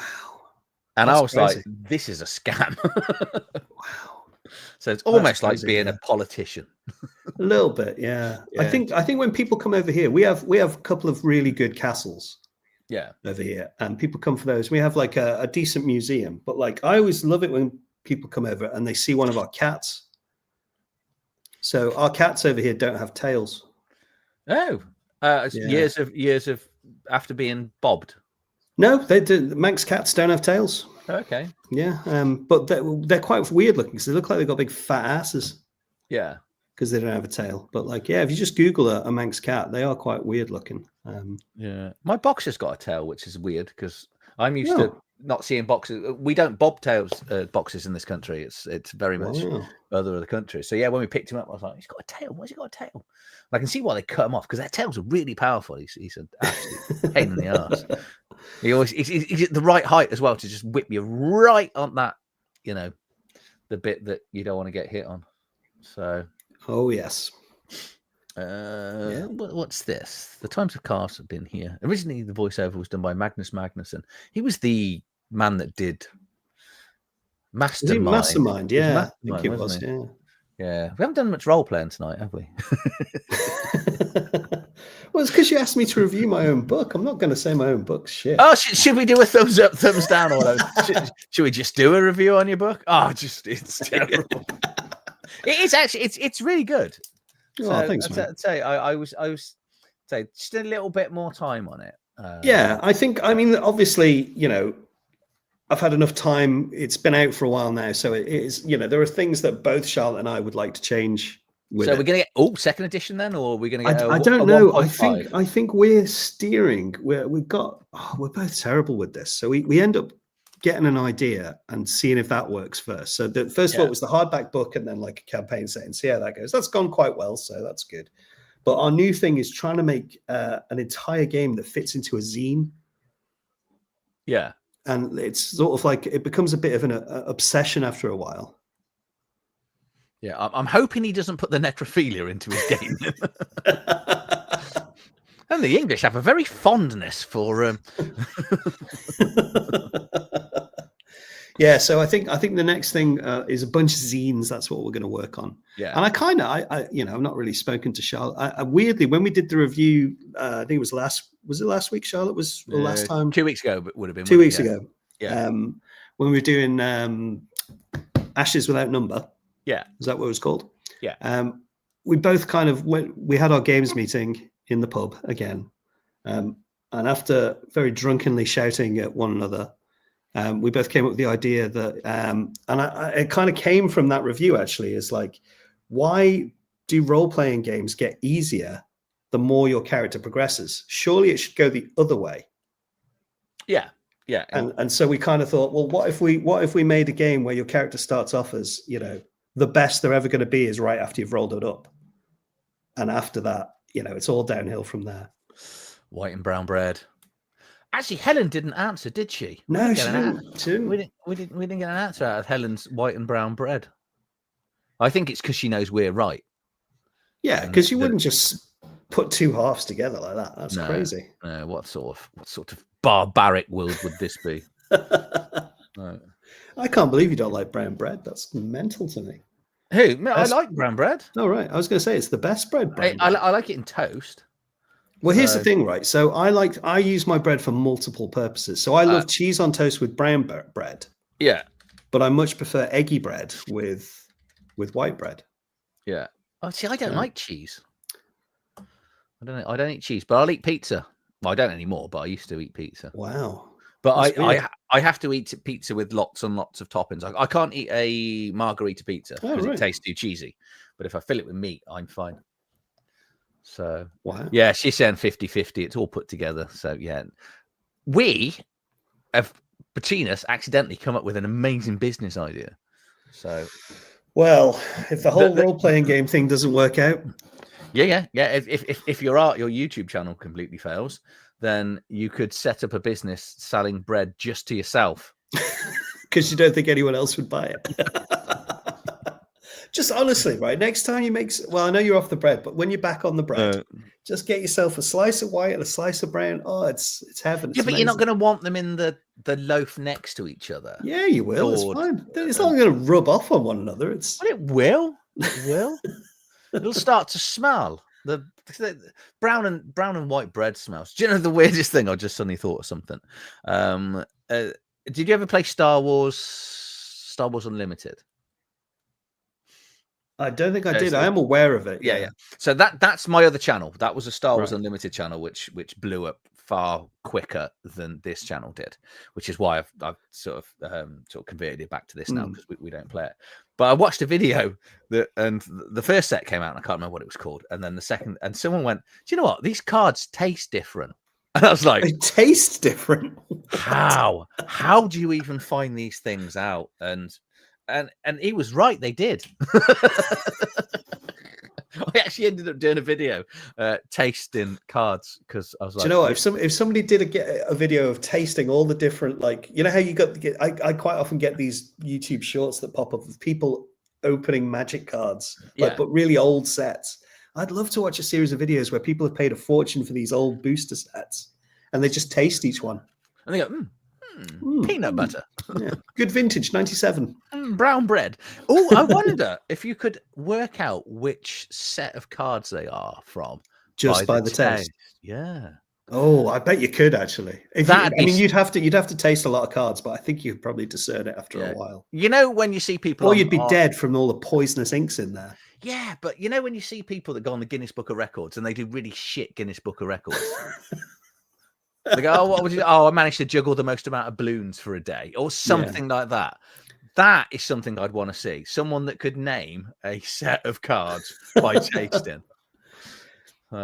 That'd be brilliant to do at something like the Games Expo. You know how you have the big stands and they've got all the valuable cards in like the plastic bricks. You just buy it and go, like that. Yeah, it's like what are those stupid toy plastic things? They're not stupid, but you can get thousands of them. So they'll be like manga toys. They're all like different plastic. Oh, like the Funko things. Funko, yeah. When people they lose their shit if you take them out of the box. Oh, I know. The only one I've got is Negan from cool. Walking Dead. Yeah, it doesn't look anything like him. No, I got grief for taking him out the box. I'll never understand things like that. No, mental. No. Brown bread is just wholemeal. There you go. Ooh. It's not quite a wholemeal because you still need some white ones if you're dewing. Ba-da-bum. Dad jokes. Yeah. Right. I think we could send Dean some brown bread. Oh, could you imagine what it would look like by the time it gets to America? Well, you can't send it to America at the minute. Why? Is food affected by tariffs? Yeah. We don't have to pay the tariffs. Dean No. And I only know this because I've got a big stack of maps I'm waiting to send to America, but the post office is refusing to send anything that isn't a letter. We could flatten the bread. Send it in individual envelopes. They'll never know. They'll never know. Wow. Get a roller and just like roll it out nice and flat. So could you imagine opening an envelope and going, what the hell is this? Yeah. I can't remember who it was. I think it might have been Bill Hicks, but was on about it. Sure it wasn't Dennis Leary? No. But he was on about sending, because anything that is in the possession of the Royal Mail is the possession of the Queen or the King of England now. Yeah. But obviously, before the Royal Mail was privatized. And it was like, if you send drugs in the post, can you do the Queen for possession of drugs? Well, if she's saying she owns it. Yeah. So we'd definitely have you would. You do, right, yeah. You're down with the monarchy. Yeah. Go the way of France. That's the only way to be sure. Actually, while we're talking crap, there's one thing I've never understood about Guy Fawkes. This is important. Well, Guy Fawkes, right?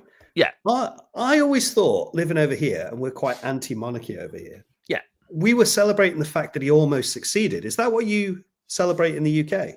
No, we're technically celebrating the fact that he got caught, and we are burning him to remind people not to try and kill our government. That always confuses It's not a celebration. Oh, it kind of is over here. But you don't like the royal family. He was trying to blow up the Houses of Parliament. He wasn't trying. We just don't like England. So actually, I think wasn't the king in the Houses of Parliament at the time? He would have been, because it was back in the days where kings attended Parliament, wasn't it? God, could you imagine what a mess that would be these days? What if they blew up the House of Parliament? No, if the king could attend meetings like that.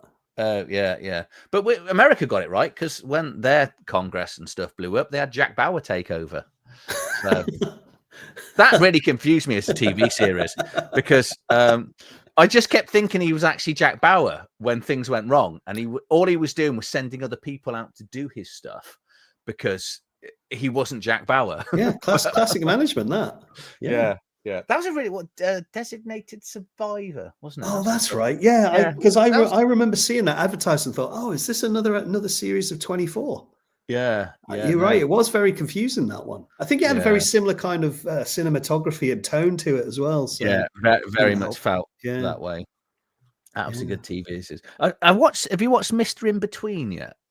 I've never even heard of it. It's just arrived on Disney Plus. It's an Australian TV series, and it's 3 seasons. And he's basically an Australian hitman. Oh, is it the bald fella? The bald guy, yeah. I don't I've answer seen questions. clips of it everywhere. Yeah. There's and I loads couldn't of work out what short- it's from, but it looks really good. Yeah. It's just landed on Disney Plus in the UK a couple of weeks ago. It's absolutely brilliant. Apart from the end of the second series, which is going to make you cry. Wow. So, I've been watching 2 things lately. That one I've thought is really good, and one I just can't believe how bad it is. I've been watching For All Mankind. I don't know. Have you seen that? No. It's like an alternative history of the Russians got to the moon first and the space race never ended. It's really good. Okay. Really good. Yeah. And I've been watching Alien Earth, which is awful. I did watch it. We had that debate where I think some people got quite upset on my Discord. The first episode I thought was brilliant, and the second one I thought, and then it's just like, oh, it's just gone downhill. I've not really watched the end of it yet, but yeah, I would say don't even bother. Okay. And I think the thing is, for me, I think the plot was all right-ish.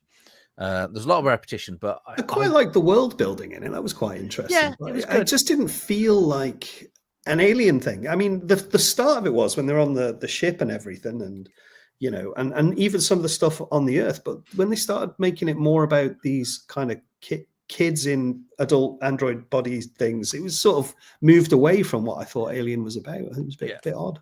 I think it suffers with everything that I watch nowadays is the fact that I'm old. And it's not written, and it's not written for me. But this is, Star Wars. Everything that we loved isn't written for us. Yeah. No, you're quite right. We just have to accept the fact that we're old, and we've got to go and find our own stuff, like Richard Attenborough stuff, David Attenborough stuff. Just let's watch the planet. Not that old.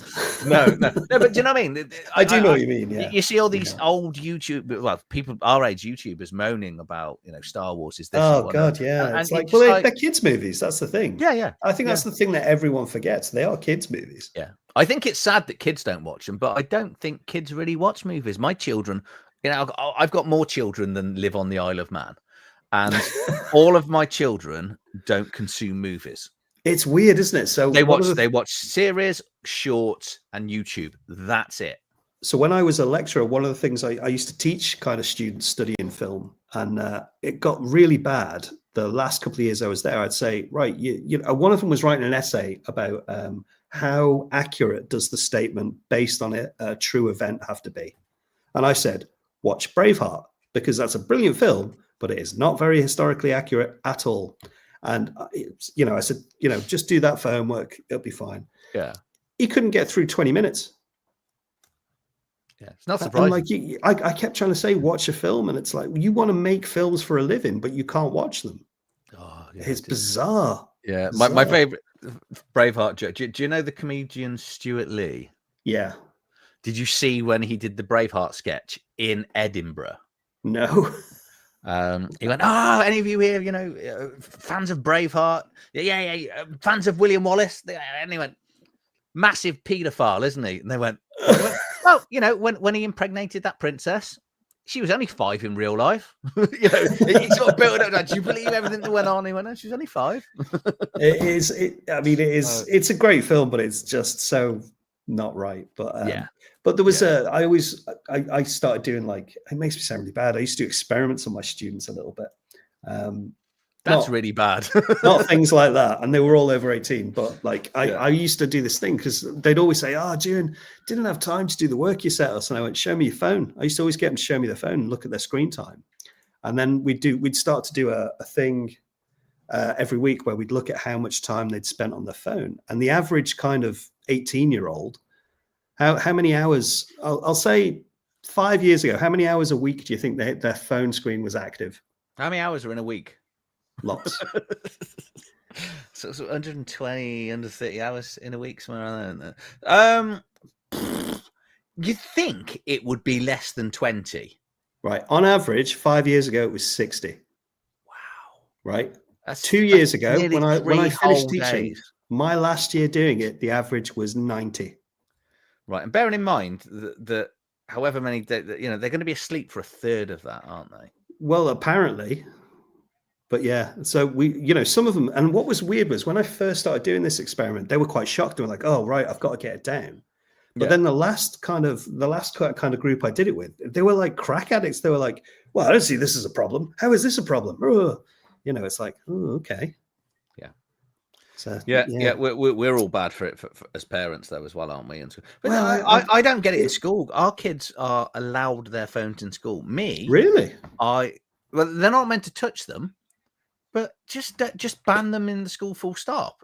We didn't have phones. I saw a thing on the news, must have been a few months ago now. There's a school somewhere in the UK. They get them to put them in these plastic boxes. Yeah. But they can keep the plastic box with them. They just, it's like they just can't get the phone. It's like locked in this box. Well, I wouldn't trust a school to look after my property. Well, my experience, I always say to people, my experience at high school, it's like prison. Yeah. You go in there, you have to fight somebody or you're going to be somebody's bitch. That's how it's going to be for 5 years. Well, that's because you grew up in the Isle of Man. We're quite loving over in the United Kingdom. I found out today, my son is 16 in 2 weeks' time. So he's like at high. He's like GCSE time. Yeah.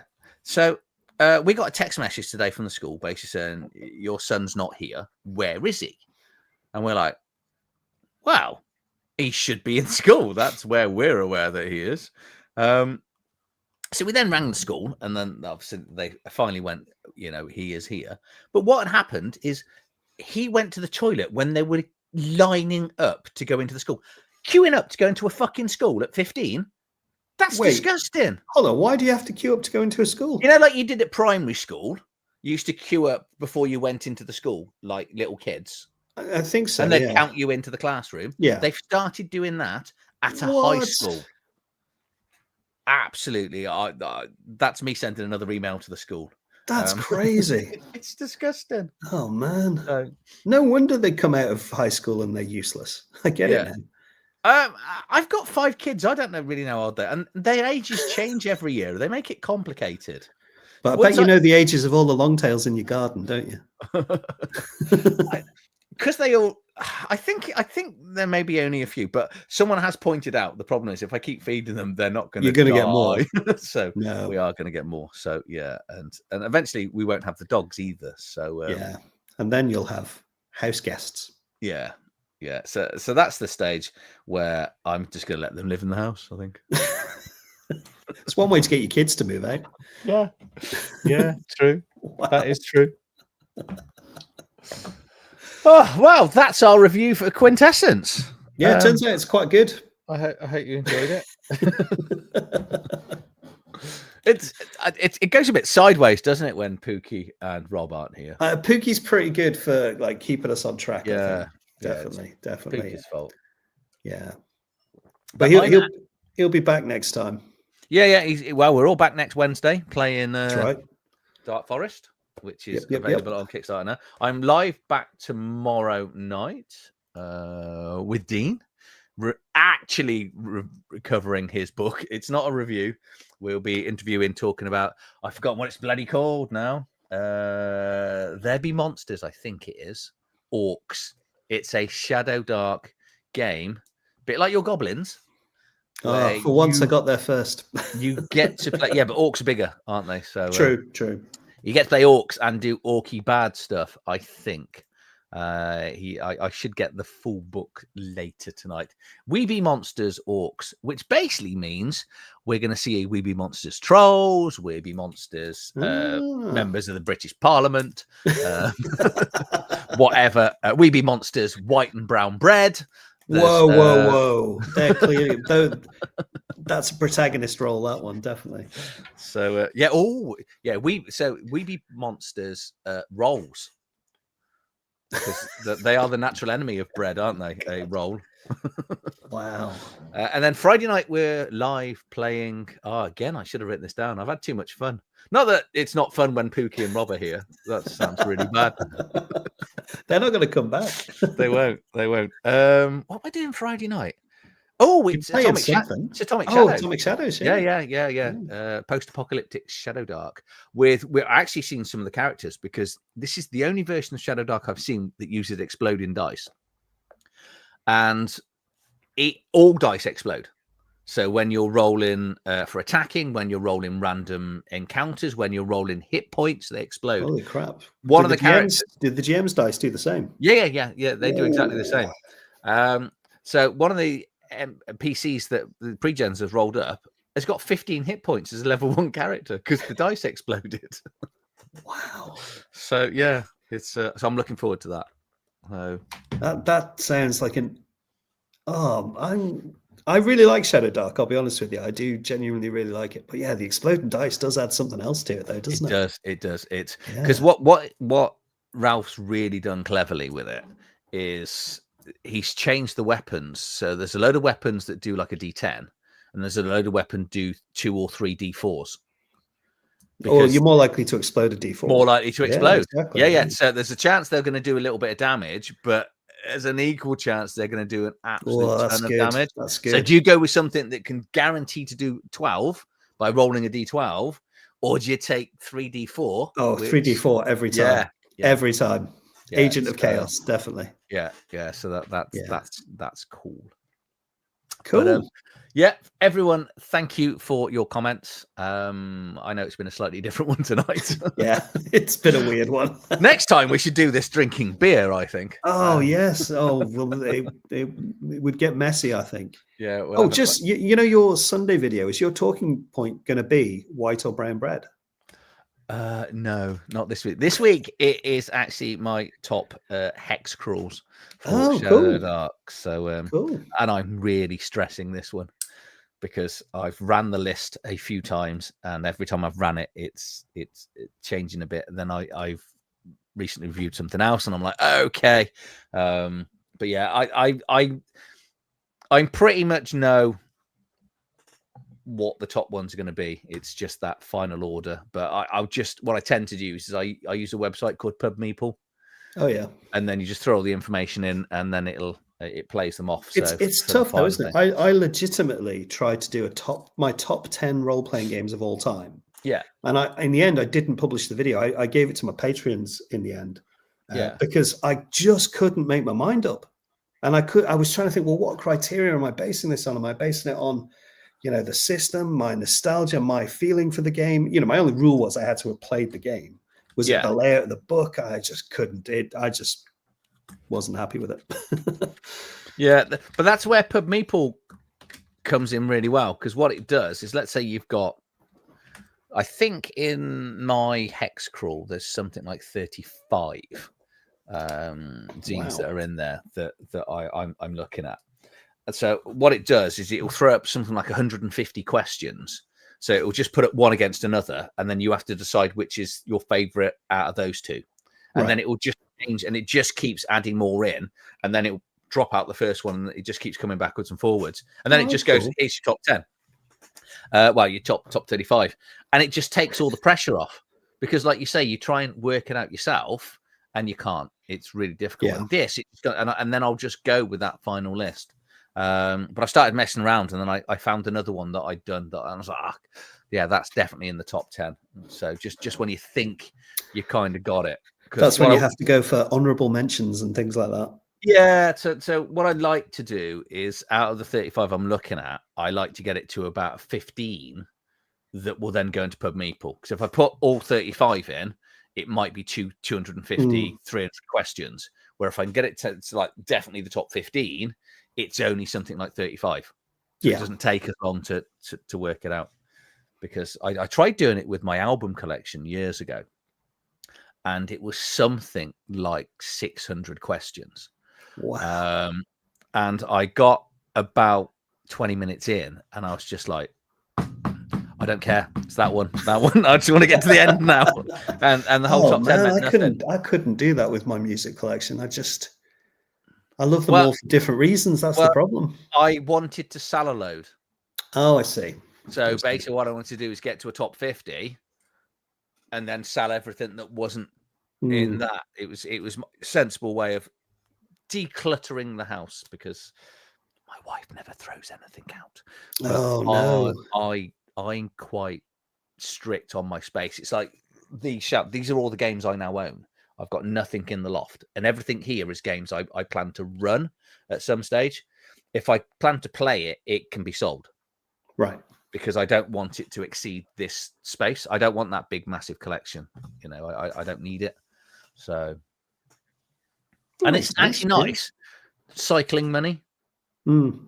You know, so once I get to the room, you know, I'm not going to play Deadlands. I can sell all that, pick 200-300 quid up that I can then put back into something else to replace it. Which, you know, yeah, I think my worry with things like that is if I sell something and I think, oh, I've sold it, and then like 2 years later, suddenly it's really rare and hard to find, and it goes for stupid money. I get a bit that kind of. Do you worry about that? I do, because I have. I mean, obviously, I have a fair few role-playing games, but I have a lot of art books and comics and things like that. And I wouldn't say I have a massive collection of that kind of thing, but I do have a lot of them that are very much out of print and quite hard to get hold of. But I do think, when was the last time I actually looked at it? And but then at the same time, it's like, yeah, but if I hold on to it for another 20 years, maybe I'll sell it then. Maybe sell it, yeah. But I sat and worked out, right, all the books I've got behind me. If I earned enough money off YouTube tomorrow and did this full time and then played role-playing games all the time every day, I still wouldn't get through what's behind me. No. You know, and I can only play 4 or 5 times a week. So I don't even need the collection I've got. But it's funny, like you're looking at it. It's really interesting. Like I think you'll find this if you do the expo. You'll definitely see this. Oh, cheers, man. Everyone's on your side. When people come buy a book off you, they'll quite often tell you, you know, like I think Helen's still in the chat. I remember her saying she really wants to run a game, and this might be a good system to do it. So you end up having a good chat with somebody. But like the amount of people who are like, no, I'm just buying this to read. I don't want to play it. Yeah. You know, and the different reasons why people buy role-playing games, it was fascinating to me that. Because I'm like you, if I wasn't going to play it, I wouldn't buy it. Yeah. Unless the art was absolutely mind-blowingly amazing and the book was really cheap, then I'd buy it. Yeah, I just don't know now. I think because I had a big collection, and then when I got divorced, I never got my collection back, and I've had to rebuy everything else. It's a little bit. So everything that's behind me is new. You know, even all the Vampire the Masquerade stuff, I've had to, you know, buy that off, you know, last bidding on auctions on YouTube, on eBay and stuff like that. There's nothing I've got that was from my childhood. Wow. You know, is there anything in that collection that you wish you still had? Most of it. Well, anything that really hits the nostalgic feels. It's maybe quite hard to get these days. Yeah, I had pretty much the whole of the Middle Earth MERP books. Really? Yeah, that was quite a big back catalogue as well, wasn't it? Yeah, which is, and there was an auction going. It was nearly 500 quid, and they looked in really mint condition. And I thought that's probably a little bit more, you know. Sorry, it wasn't. It was more of a buy now, I think it was. And I was like, because it was one of my favorite games. I love Rollmaster, but MERP was just a little bit easier and quicker. Yeah, it was like a better world. I wouldn't say it was Rollmaster Light, but it was definitely a much more manageable version of Rollmaster, I think. And I was like, do you know, I need this. And I thought, do you know what? I haven't played it, even though I owned it. And when did I get divorced? 2008, I think it was. So even up till then, I hadn't played it throughout most of the 90s and all the way into the 2000s, because it's something I played in my college days. Wow. Do you know what I mean? It's because we moved on. We played Vampire the Masquerade. We played a lot of World of Darkness. We played, 3.5. But I'd be more buying it for nostalgia than the fact that I would That's use the thing, it. isn't it? Yeah. Like I buy the odd Vampire the Masquerade 2nd edition book if I see it at a reasonable price, but it's more for the nostalgia than playing it. You know, definitely. Yeah. So I'd love to have more. It's you see people on my Discord, like when they share Shelfish, and you go, oh, "It's an amazing." There's I think is it Saltwater, who's got a whole collection of all of the Vampire the Masquerade. Wow, I mean, there's some crazy number of books in that. Yeah, it's nuts. Yeah, I've got. Sorry, go on. I was going to say, I've got every one of the Dark Ages. books. Oh wow! Because Yeah, that was a smaller line, wasn't it? That was a really small line. I was trying to work it out. I think that might be my second favorite version of Vampire. Is the Dark Ages? Yeah.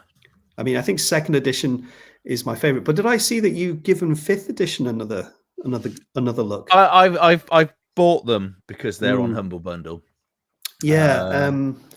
I don't like the art style. No, I hate it. And I, you know, we've had conversations. I like quite avant-garde and out there stuff, but like it doesn't, my problem is with the fifth edition. I actually think the system is quite good. Yeah.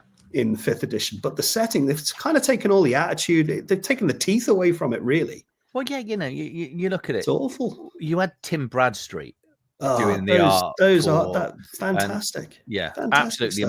amazing. He was the first time I'd ever looked at a role-playing book and actually learnt an artist's name. Really? Yeah, because I always looked at art and I went, oh. And then his drawings had this recurring theme throughout the book. And then I just noticed in the bottom it said Bradstreet, and I was like, right, let's go and find out who this guy is. That's a cool one. The first one I remember learning was Larry Elmore. Okay. Yeah. And what I love about his stuff is he does this. He kind of creates realism with unrealism and uses the most garish fucking colors you can imagine, but it still all works. And I'm still like, I've got a print of his on my wall, and I love it.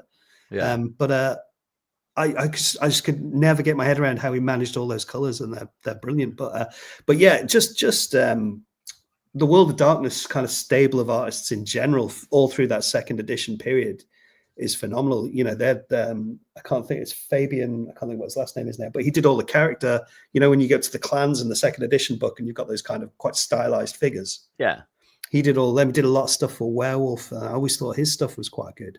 Yeah, I keep thinking it's one of the saddest things for me is the fact that people keep sending me new books, and I don't mean it in an ungrateful way. Is I really want to run a second edition World of Darkness campaign, be it vampire or werewolf. Yeah, and I really want to run. There's the Transylvania campaign, right, which basically you've got two books are starting in the Middle Ages, the Dark Ages, and then the next two books take you into second edition vampire. And it's an 800-year campaign, and I really want to run it.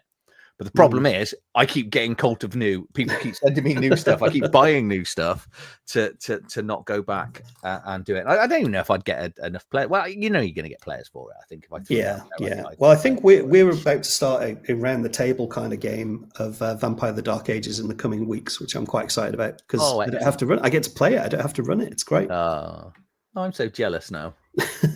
Well, I've had to teach the person who wants to run it the rules a little bit, but we're getting there. Yeah, I think this is right. People should play their role games more often. Yeah, I mean, you know, and particularly if you're going to design games, like one of the great things about Quintessence was it was a real great excuse to have a look and play like old games. You know, it was really nice, and actually introduced me to a lot of things. He introduced me to I'm glad Pookie's not here, Morgborg. Yeah, you know. And I'd never heard of that until I started making games, and suddenly there was all this buzz about Morgborg, and I thought, wow, this is really good. I mean, I hate the design of that book so much, but like the game itself is really good. Yeah, it's like it's Shadow Dark in that essence. It's kind of right. But I'm with you. I can't even read it. I mean, the artist in me kind of thinks, oh, this is a really cool punk rock kind of thing to do, but like from a practical, how do you run this kind of thing? It's a nightmare. Yeah. Stick with Pirate Borg. I've got Pirate Borg actually. I was looking at that the other day. And what's the one you were talking about today? Is it the Viking version of that? Yeah, Ragnarborg. I might have to fund that Kickstarter. It looks too good. Yeah, it does look very good. The only thing that I'm kind of sad on is there isn't a sneak preview, but I've got Erica coming on next week. Oh, cool. For a live interview. So hopefully I messaged her saying that if there's anything you want to share beforehand, you know, get it over. So I'm hoping there'll be something, you know, she can send me, because there's a little bit of artwork on the Kickstarter page, but you kind of want to see sometimes a little bit more. Yeah. It looks like, I mean, it's kind of got that Morgborg feel, but like everything's a lot more legible. I think that's why I like Pirate Borg. You're right, because it's got that feel, but the pages, you can read them. Yeah. Which is good. Yeah. Oh, somebody's reading Werewolf second edition. Yeah. Rob did.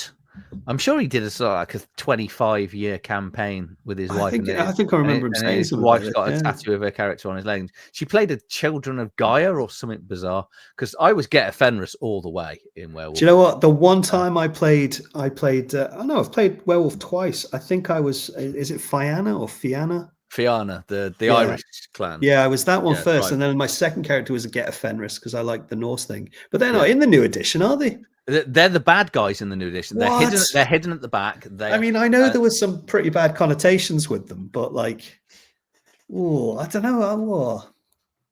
It's a bit like revisionist history, isn't it? It's a bit strange. Yeah. I'm getting grief for picking up the Children of Gaia because Get a Fenris would rip your face off. What was the other one? I had somebody in the group. They were playing a Red Talon. The Red Talon, yeah, the racist wolves that they just hate humans. Yeah, they'd kill the humans if their kids came out as human stuff, which. So it made for a really interesting story, but I just couldn't. I'll tell you my problem with Werewolf that I couldn't get. And nobody's been able to really help me out on this. I love the idea of. I think why I like vampires. I like that you're playing the bad guy. You're playing the monster, and you're trying to reconcile your existence as a monster, so to speak. And I kind of liked that aspect of Werewolf. But then the whole eco warrior save the planet thing, I just couldn't see how they mashed together. It really bothered me. See, I like the fact that you were basically playing something that was going to save the planet, because it came onto me. I was a student at the time, so I was very left wing, because as typical student as you are, and you can see that we're destroying the planet and stuff. So yeah, we played it very much from an eco warrior kind of point of view, but also ripping anything's face off because you could. I think the face off thing I liked, but I didn't get the saving the planet aspect of it. It just didn't seem to fit, if you know what I mean. We'll be back 2 weeks' time in Mutant City Blues. Don't worry. It gives you and I a little more chance to actually try and understand what's going on. But did you ever play Sabat for second edition? I've got the source book right there, but we never played Sabat. When you talk about being the bad guys, vampires are very much the good guys because of humanity. You are the bad guys, but but we did a whole campaign of Sabat and we went full on Diablerie. We actually all got up to 4th generation because one of the Sabat rituals that one of the thaumaturgy ritual is when you diablerize a vampire, you can actually share the generation leap with everyone that feeds on him at the time. Wow. So I played a panda, which was the caitiff clan, and the games master allowed me to create my own discipline because there was rules for it in second edition. That's right, yeah. And I unfortunately made a incredibly broken combination. So I had potence, protean, fortitude, and my own one, and basically I was invulnerable to about the first 20 aggravated damage. Once I was up to 6th generation, because the protean ability automatically halves the damage. Fortitude, which was up to 6 at that stage, got rid of any damage. And then my other clan discipline, which I can't remember what I called it, gave me another lot. It effectively worked like fortitude. Wow. And I walked up to Baba Yaga and she couldn't even touch me.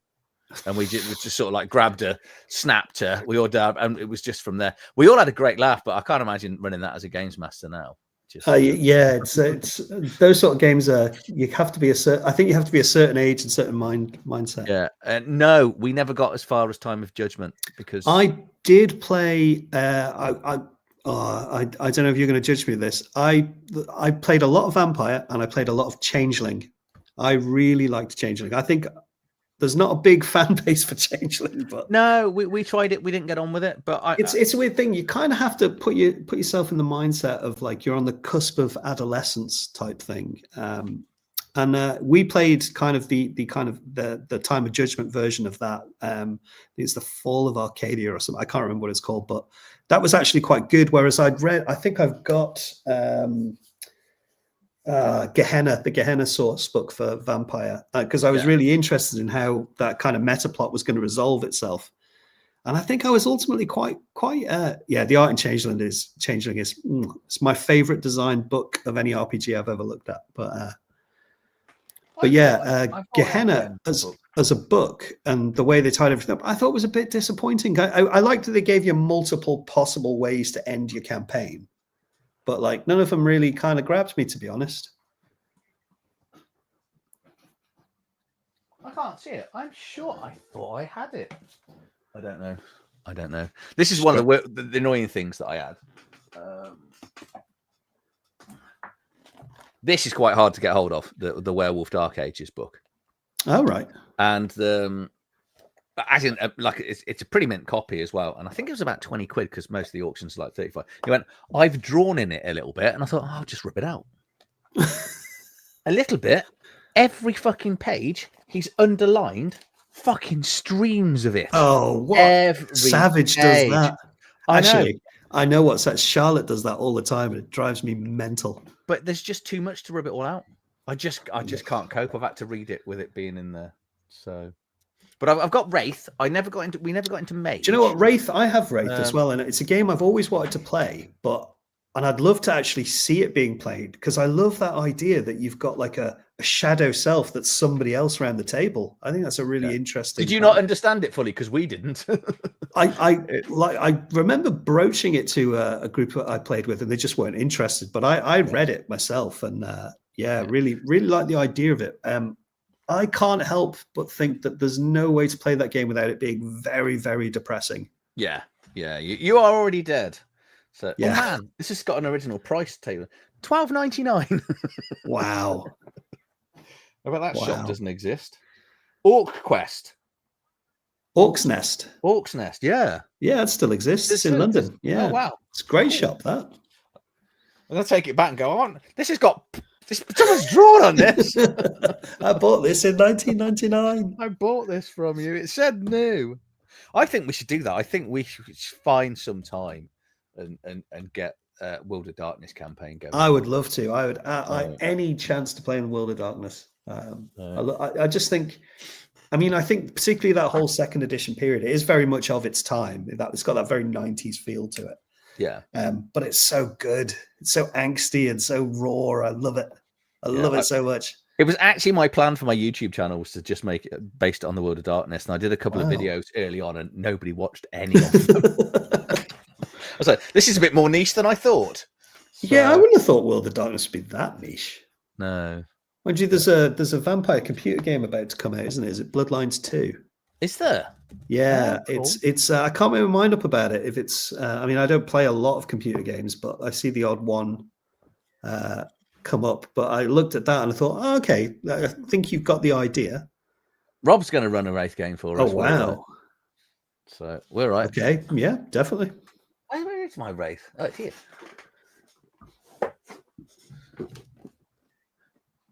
There's me. Oh, this is another weird one.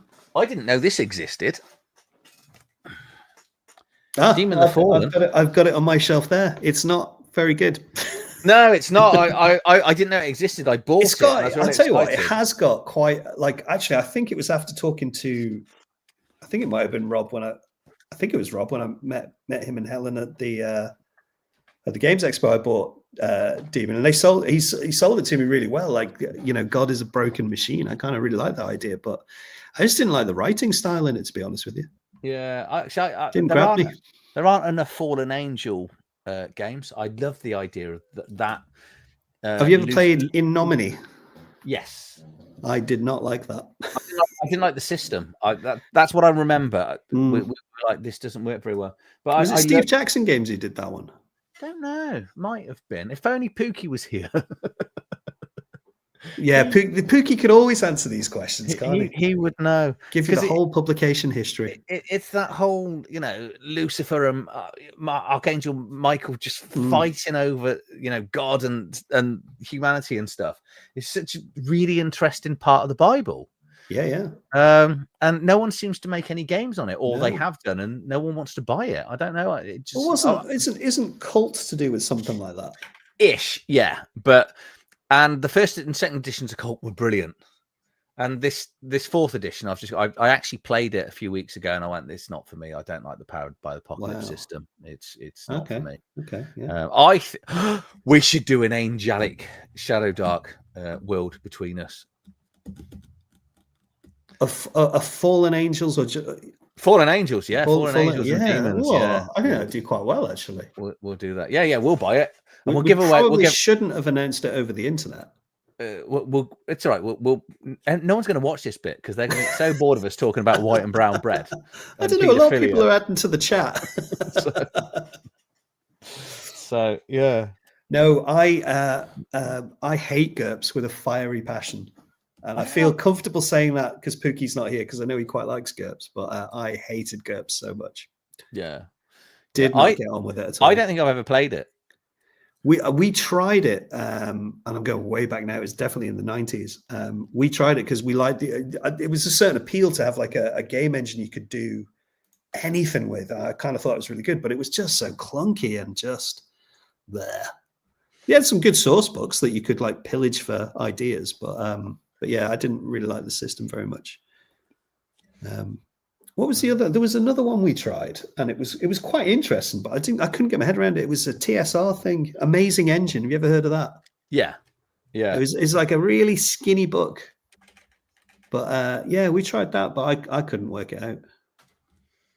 Yeah, no.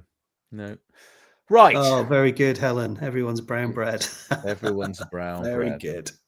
He tried to like it. See, no one likes it. No one likes the fantastic engine. But I think GURPS has a massive love base. But it's been around forever, hasn't it? That's the thing.